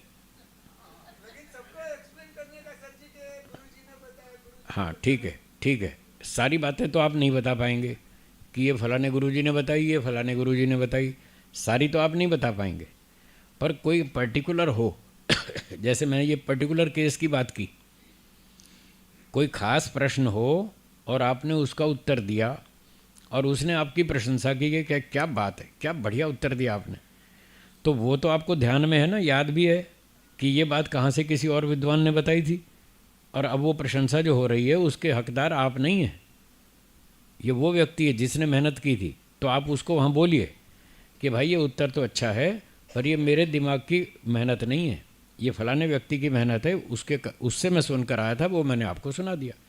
तो ऐसे दूसरे की बात दूसरे के नाम से सुनाओ तो कोई चोरी नहीं है। हम देखो पढ़ा रहे हैं ना आपको योग दर्शन, ये किसका लिखा है, पतंजलि महाराज, तो हम उनके नाम से पढ़ा रहे हैं, ये चोरी थोड़ी है, उनकी बात है, उनके नाम से पढ़ाओ, कोई दिक्कत नहीं है। न्याय दर्शन का सूत्र पढ़ाओ, गौतम मुनि के नाम से बोलो, सांख्य का सूत्र बोलो, कपिल मुनि के नाम से बोलो, हमारा कुछ नहीं है, हम उनकी बात सुना रहे हैं, कोई चोरी नहीं है, शब्द प्रमाण है। तो मैंने तो पहले दिन कहा था मैं जो भी कहूँगा सब ऋषियों की और वेदों की बात कहूँगा, मेरा कुछ नहीं है, मेरा सिर्फ प्रस्तुतिकरण है, जो प्रेजेंटेशन है, बस इतनी मेहनत मेरी है, बाकी और कुछ नहीं है। विद्या सारी ऋषियों की और वेदों की है, मैं वही सुनाता हूँ, अपनी सुनाता ही नहीं, अपनी सुनाता नहीं, दूसरे की सुनता नहीं दूसरे की सुनता भी नहीं मैं क्योंकि जैसे मैं मनुष्य हूँ, सामने वाला भी मनुष्य है, मैं गलती कर सकता हूँ, वो भी गलती कर सकता है, न मैं प्रमाण हूँ न वो प्रमाण है, इसलिए अपनी अपनी बात बंद रखो ताले में। हाँ अपनी बात बंद रखो, मेरी भी बंद आपकी भी बंद, ईश्वर की बात करो, ऋषियों की बात करो, वो प्रामाणिक है, वो सही है, वो सत्य है, वो लाभदायक है। तो ऐसे बात करने में कोई चोरी नहीं। अब हम महर्षि दयानंद जी की बात उनके नाम से बताते हैं। सत्यार्थ प्रकाश के 8वें समोल्लास में ऐसा लिखा है, 9वें समोल्लास में ऐसा लिखा है, उनके नाम से सुनाते हैं, कोई चोरी नहीं। खूब सुनाइए, ठीक है जी। और शरीर की चोरी तो आप जानते ही हैं, गए आदमी दुकान पर और दुकानदार की नज़र बचा के माल चुरा लिया अपनी जेब में डाल के या थैले में डाल के ले आए घर। ये और क्या क्या चोरियां होती हैं वो तो आप जानते ही हैं। शारीरिक चोरियां बहुत सारी होती हैं, कोई बैंक डकैतियां भी होती हैं, चोरियां भी होती हैं, सब कुछ होता रहता है दुनिया में। तो ये सब हमको बंद करना होगा, तब हमारा व्यवहार शुद्ध होगा, मन शुद्ध होगा, आचार विचार शुद्ध होगा, मन में शांति होगी। बहुत सारे लाभ हैं, वो आगे आएंगे। तो ये बात थी अस्तेय की। चौथा है ब्रह्मचर्य। ब्रह्मचर्य का मतलब है कि जो हम भोजन खाते हैं उस खाए हुए भोजन से आयुर्वेद की भाषा में 7-8 धातुएं बनती हैं। 7-8 धातुएं शरीर में बनती हैं। रस, रक्त, मांस, मेद, मज्जा, अस्थि, वीर्य और ओज, 8वीं धातु ओज। ये 8 धातुएं हमारे शरीर में बनती हैं जो भी हम खाते पीते हैं। तो आयुर्वेद कहता है कि जो भी खाएं अच्छा भोजन खाएं, सात्विक भोजन खाएं, संयम से खाएं, मात्रा से खाएं, समय पर खाएं, अपनी प्रकृति के अनुकूल खाएं, प्रकृति के विरुद्ध न खाएं। तो ये सब खा पी करके उससे जब धातुएं ठीक ठाक बनती हैं तो उन शरीर की धातुओं की रक्षा करना, उनको शरीर में सुरक्षित रखना, उनका दुरुपयोग नहीं करना, वेस्ट नहीं करना, व्यर्थ नष्ट नहीं करना, ये ब्रह्मचर्य है। तो इसके लाभ भी हैं, आगे आएंगे फिर बताएंगे प्रसंग के अनुसार। तो ये ब्रह्मचर्य है। इसका पालन कैसे करें? उसके लिए अपनी दिनचर्या ठीक रखें। रात को जल्दी सोना, सुबह जल्दी उठना, व्यायाम करना, शाकाहारी भोजन खाना, समय पर खाना, संयम से खाना, हवन करना, ईश्वर का ध्यान करना, स्वाध्याय करना, सत्संग में आना जैसे आप बैठे हैं इस समय, और सत्य बोलना, पूरा सब यम नियम का पालन करना, सारे अच्छे अच्छे काम करना, माता पिता की सेवा करना, बड़ों का आदर करना, सम्मान करना, अनुशासन में रहना, और झूठ छल कपट चोरी बेईमानी से बच के रहना, धोखाधड़ी नहीं करना, अन्याय नहीं करना, किसी का शोषण नहीं करना। तो सारे बुरे कामों से बचना, सारे अच्छे काम करना, इनसे ब्रह्मचर्य का पालन होता है। गंदी फिल्मों से दूर रहना, गंदे चित्रों से, गंदी बातों से, गंदे उपन्यासों से, गंदे लोगों से दूर रहना, उनके साथ दोस्ती नहीं रखना। बात करो तो अच्छी करो, सत्संग की करो, शुद्ध बातचीत करो, अध्यात्म की बात करो, संसारी बातें तो बहुत हो गई। इस तरह से करने से ब्रह्मचर्य का पालन होता है। तो ये हो गया चौथा ब्रह्मचर्य। और पांचवा यम है अपरिग्रह। इस अपरिग्रह शब्द में 3 टुकड़े हैं।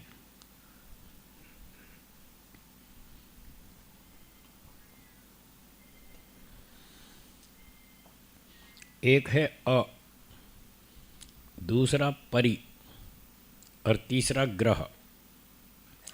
अपरिग्रह, ग्रह का अर्थ है ग्रहण करना। आपने एक शब्द सुना है, संग्रह करना। संग्रह करना सुना है? संग्रह का अर्थ क्या है? इकट्ठा करना, जमा करना। तो ग्रह और संग्रह एक ही बात है। तो इकट्ठा करना, और परि शब्द इससे पहले जोड़ देंगे, परिग्रह।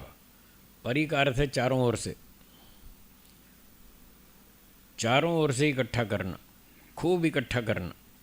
इसको क्या बोलेंगे? परिग्रह। और शुरू में अ लगाएंगे, अर्थ उलट जाएगा। बहुत इकट्ठा नहीं करना, आवश्यकता से अधिक संग्रह नहीं करना। जितनी आवश्यकता है उतना कमाओ। पैसे, कपड़े, बर्तन, बिस्तर, जूते, चप्पल, जो भी चीज़ें, जो भी साधन सामग्री है, बस उतनी रखो जितनी आवश्यक है। आवश्यकता से अधिक इकट्ठा नहीं करना। आवश्यकता से अधिक वस्तुओं का संग्रह नहीं करना। आवश्यकता से अधिक विचारों का संग्रह नहीं करना। ये विचार को भी साथ जोड़ लीजिएगा। विचार भी बहुत से फालतू लोग घुमाते रहते हैं दिमाग में, फालतू के विचार जो आपके किसी काम के नहीं। उदाहरण के लिए आपके व्हाट्सएप में बहुत सारे वीडियो आते रहते हैं, बहुत सारे मैसेज आते रहते हैं जो आपके काम के नहीं होते। कोई पॉलिटिक्स के, कोई शेयर बाज़ार के, कोई और दूसरे तीसरे, कोई मार धाड़ के, कोई युद्ध के, कोई पता नहीं क्या क्या, जो आपके लाइफ से जिसका कोई लेना देना सीधा सीधा नहीं है। तो उन सारे मैसेजेस को पढ़ना, सारे वीडियो देखना, कहीं अत्याचार के, कहीं गौ हत्या के, कहीं तस्करी के, पता नहीं कैसे कैसे, तो वो सब नहीं करना चाहिए। ये परिग्रह कहलाएगा। वो हानिकारक विचार हैं, हानिकारक वो वीडियो हैं, सारे विचार जो हैं वो मस्तिष्क को विचलित करते हैं। अगर आप उसको नहीं पढ़ेंगे, नहीं सुनेंगे, नहीं देखेंगे तो आपको कोई नुकसान नहीं है। यदि उन फालतू की बातों को रोज़ पढ़ेंगे तो आपको नुकसान होगा। लोग फालतू के विचार करते रहते हैं, फालतू का संग्रह करते रहते हैं, बहुत सारा सामान इकट्ठा कर लेते हैं जिसका वो उपयोग नहीं कर पाते, बस जमा करते रहते हैं, कमाते रहते हैं और फिर उसकी सुरक्षा करते रहते हैं। कोई चोरी हो जाए तो दुखी, कोई मांग ले जाए उधार फिर चुकाए नहीं तो दुखी, और खाने पीने की आदत पड़ गई फालतू खर्च करने की, फजूल खर्ची की, कल को पैसे कम पड़ गए फिर दुखी है। आ जाए तो बांट दो, फालतू आ जाए तो बांट दो। पहले तो कमाओ मत, आ जाए तो बांटो। फालतू रखोगे तो वो तंग करेगा आपको, आपकी नींद खराब करेगा, आपको परेशान करेगा। आपको उसकी सुरक्षा के लिए सिक्योरिटी गार्ड लगाने पड़ेंगे, बैंक में लॉकर खरीदने पड़ेंगे। इस सामान को वहाँ रखो, चोरों से बचाओ, डाकुओं से बचाओ, फलाने से बचाओ। बांट बूंट के जान छूटी, अपना मस्त रहो, फ्री माइंड, और अपना पढ़ाई लिखाई करो, ध्यान करो, स्वाध्याय करो। हम लोगों से पूछते हैं जी आप हवन करते हैं? कहते हैं जी हवन तो नहीं करते। क्यों नहीं करते? टाइम नहीं मिलता। आप ईश्वर का ध्यान करते हैं? ध्यान भी नहीं करते। क्यों नहीं करते? टाइम नहीं मिलता। स्वाध्याय करते हैं? नहीं करते, टाइम नहीं मिलता। सत्संग में जाते हैं? नहीं जाते, टाइम नहीं मिलता। व्यायाम करते हैं? नहीं करते, टाइम नहीं मिलता। जो करने के काम है वो करते ही नहीं क्योंकि टाइम नहीं मिलता। क्यों भाई, आपका टाइम कहाँ चला जाता है? हमको तो मिलता है, आपको क्यों नहीं मिलता? हमारे पास भी 24 घंटे हैं, आपके पास भी 24 घंटे हैं। फिर कैलाश जी कहेंगे स्वामी जी आप तो सन्यासी हैं। हाँ, आप तो सन्यासी हैं, आपको संसार का क्या पता।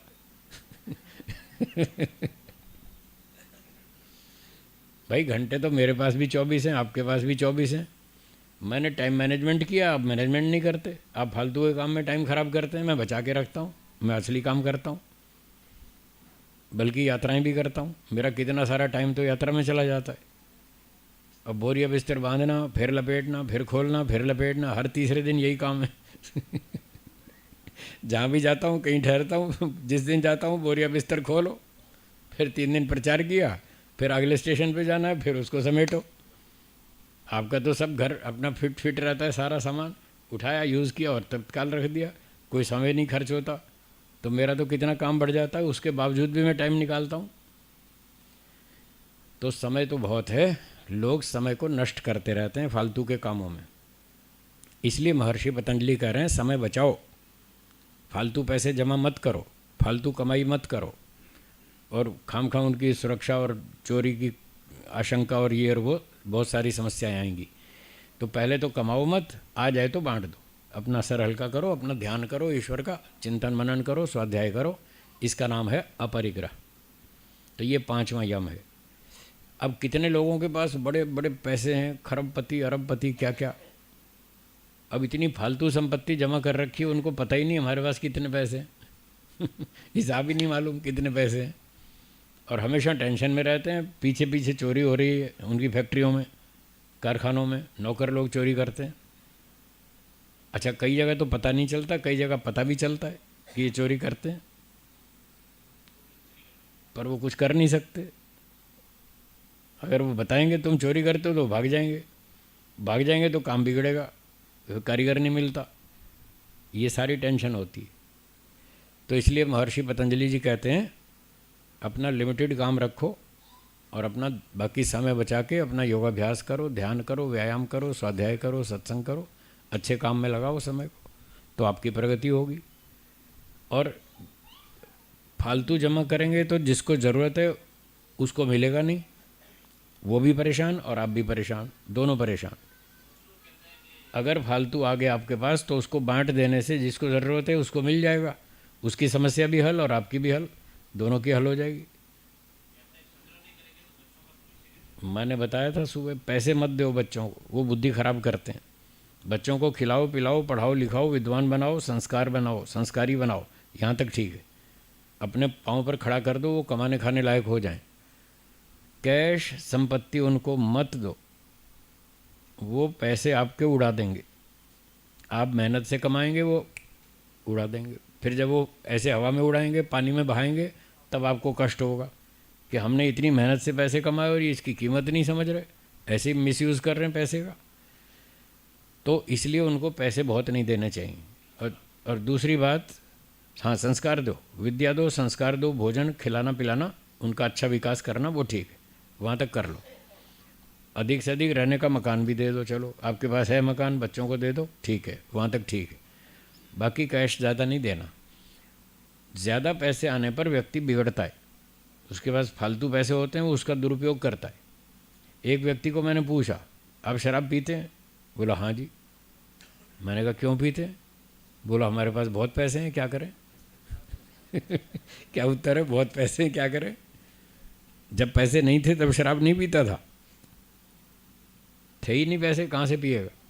अब पैसे आ गए तो दारू पीनी शुरू कर दी। सिगरेट, आप सिगरेट पीते हैं? बोले हाँ जी। क्यों पीते हैं? कि हमारे पास बहुत पैसे हैं, क्या करें। आप जुआ खेलते हैं? हाँ जी। क्यों खेलते हैं? हमारे पास बहुत पैसे हैं, क्या करें। तो ये पैसे आकर व्यक्ति को दिमाग ख़राब करते हैं, बुद्धि बिगाड़ते हैं, उसको दुर्व्यसनों में डालते हैं। इसलिए बहुत पैसे नहीं कमाने चाहिए। ये अपरिग्रह का विधान इसलिए किया गया। हाँ, फिर वो गोली खाओ, फिर स्वास्थ्य बिगाड़ो, फिर टेंशन बढ़ाओ, फ़ायदा क्या। जी।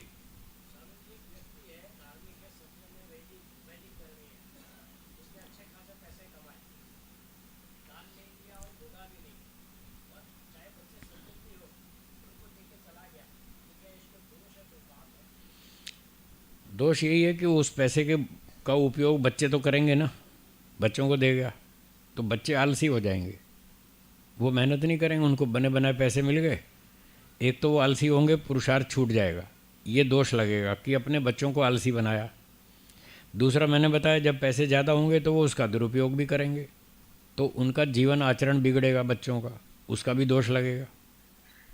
तो ये दोनों दोष लगेंगे उस व्यक्ति को जो अपने पैसे बच्चों को दे जाएगा और योग्य पात्रों को समाज में नहीं देगा, तो उसको दंड मिलेगा। इसलिए उनको अधिक मत दो। मैंने सुबह बताया था 20, 30, 40% घर में वालों को दे दो, 50 तक दे दो। चलो अपने घर परिवार वालों को 50% संपत्ति दे दो, 50% समाज को दो। सारे पैसे आपके नहीं हैं।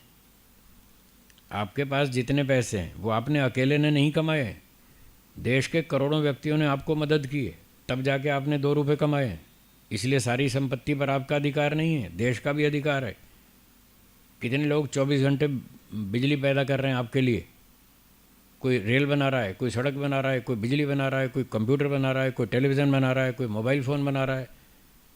उनकी मेहनत से आपने ये सारे साधन प्राप्त किए और इससे 2 रुपये कमाए, तो उनका भी तो कुछ हिस्सा बनता है ना। इसलिए कुछ हिस्सा उनके लिए भी दो, और दोगे तो एक तो उनका भी काम चलेगा। धार्मिक संस्थाएं वो कैसे चलेंगी, उनके कोई कारखाने फैक्ट्री तो होते नहीं, वो तो दान पर ही चलती है। तो हम उनको संस्थाओं को दान देंगे तो वेद का प्रचार होगा, देश की रक्षा होगी, धर्म की रक्षा होगी, तो उसका आपको पुण्य मिलेगा और आपकी समस्या हल हो जाएगी, आप उस दंड से बच जाएंगे। अगर संस्थाओं को नहीं दिए और आपने बच्चों को दे दिए तो वो बच्चे पैसे का मिसयूज़ करेंगे और आलसी बनेंगे। इस तरफ दोष लगेगा और उधर संस्था का भी काम नहीं चलेगा, वो भी बेचारे परेशान रहेंगे, वेद का प्रचार नहीं होगा। तो इसमें ये दोष आएंगे। यदि आप दान देंगे तो दोनों तरफ फ़ायदा, न तो बच्चे आलसी बनेंगे, वो पुरुषार्थी बनेंगे, और उधर संस्थाओं को सहयोग मिलेगा तो संस्था भी पनपेगी, देश में धर्म की रक्षा होगी। इसलिए संस्थाओं को भी देना चाहिए। 50% तो संस्थाओं को दो, 50% अपने घर वालों को, ऐसा करना चाहिए। समय समाप्त होता है, विराम देंगे। आखिरी सवाल। हाँ जी, हाँ बिल्कुल बिल्कुल। कर्म आपने कर दिया, आपने वसीयत लिख दी कि मेरे जीते जी ये संपत्ति मेरी इच्छा से खर्च होगी। अब मेरे मरने के बाद 50% इसको दो, 10% इसको दो, 20% इसको दो, 5% इसको दो। आपने लिख दी वसीयत, आपका पुण्य हो गया। अब जो संपत्ति जिसके पास है, जिसके हाथ में है, बेटे, अब बेटों की जिम्मेदारी है, जो पिताजी वसीयत लिख गए उसके अनुसार वो बांट देंगे। नहीं बांटेंगे तो उनको दंड मिलेगा, वो दूसरे का माल खा गए, उन्होंने चोरी की। अब पिताजी को तो पुण्य मिलेगा, उन्होंने तो बांट दिया था। तो इसलिए मरने के बाद भी मिलता है।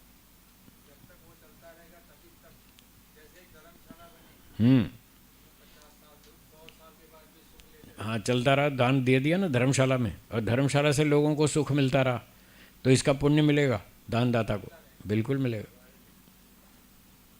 ठीक है, चलिए समय के अनुसार विराम देंगे, बाकी चर्चा कल करेंगे। अगली सूचना श्री लालचंद जी।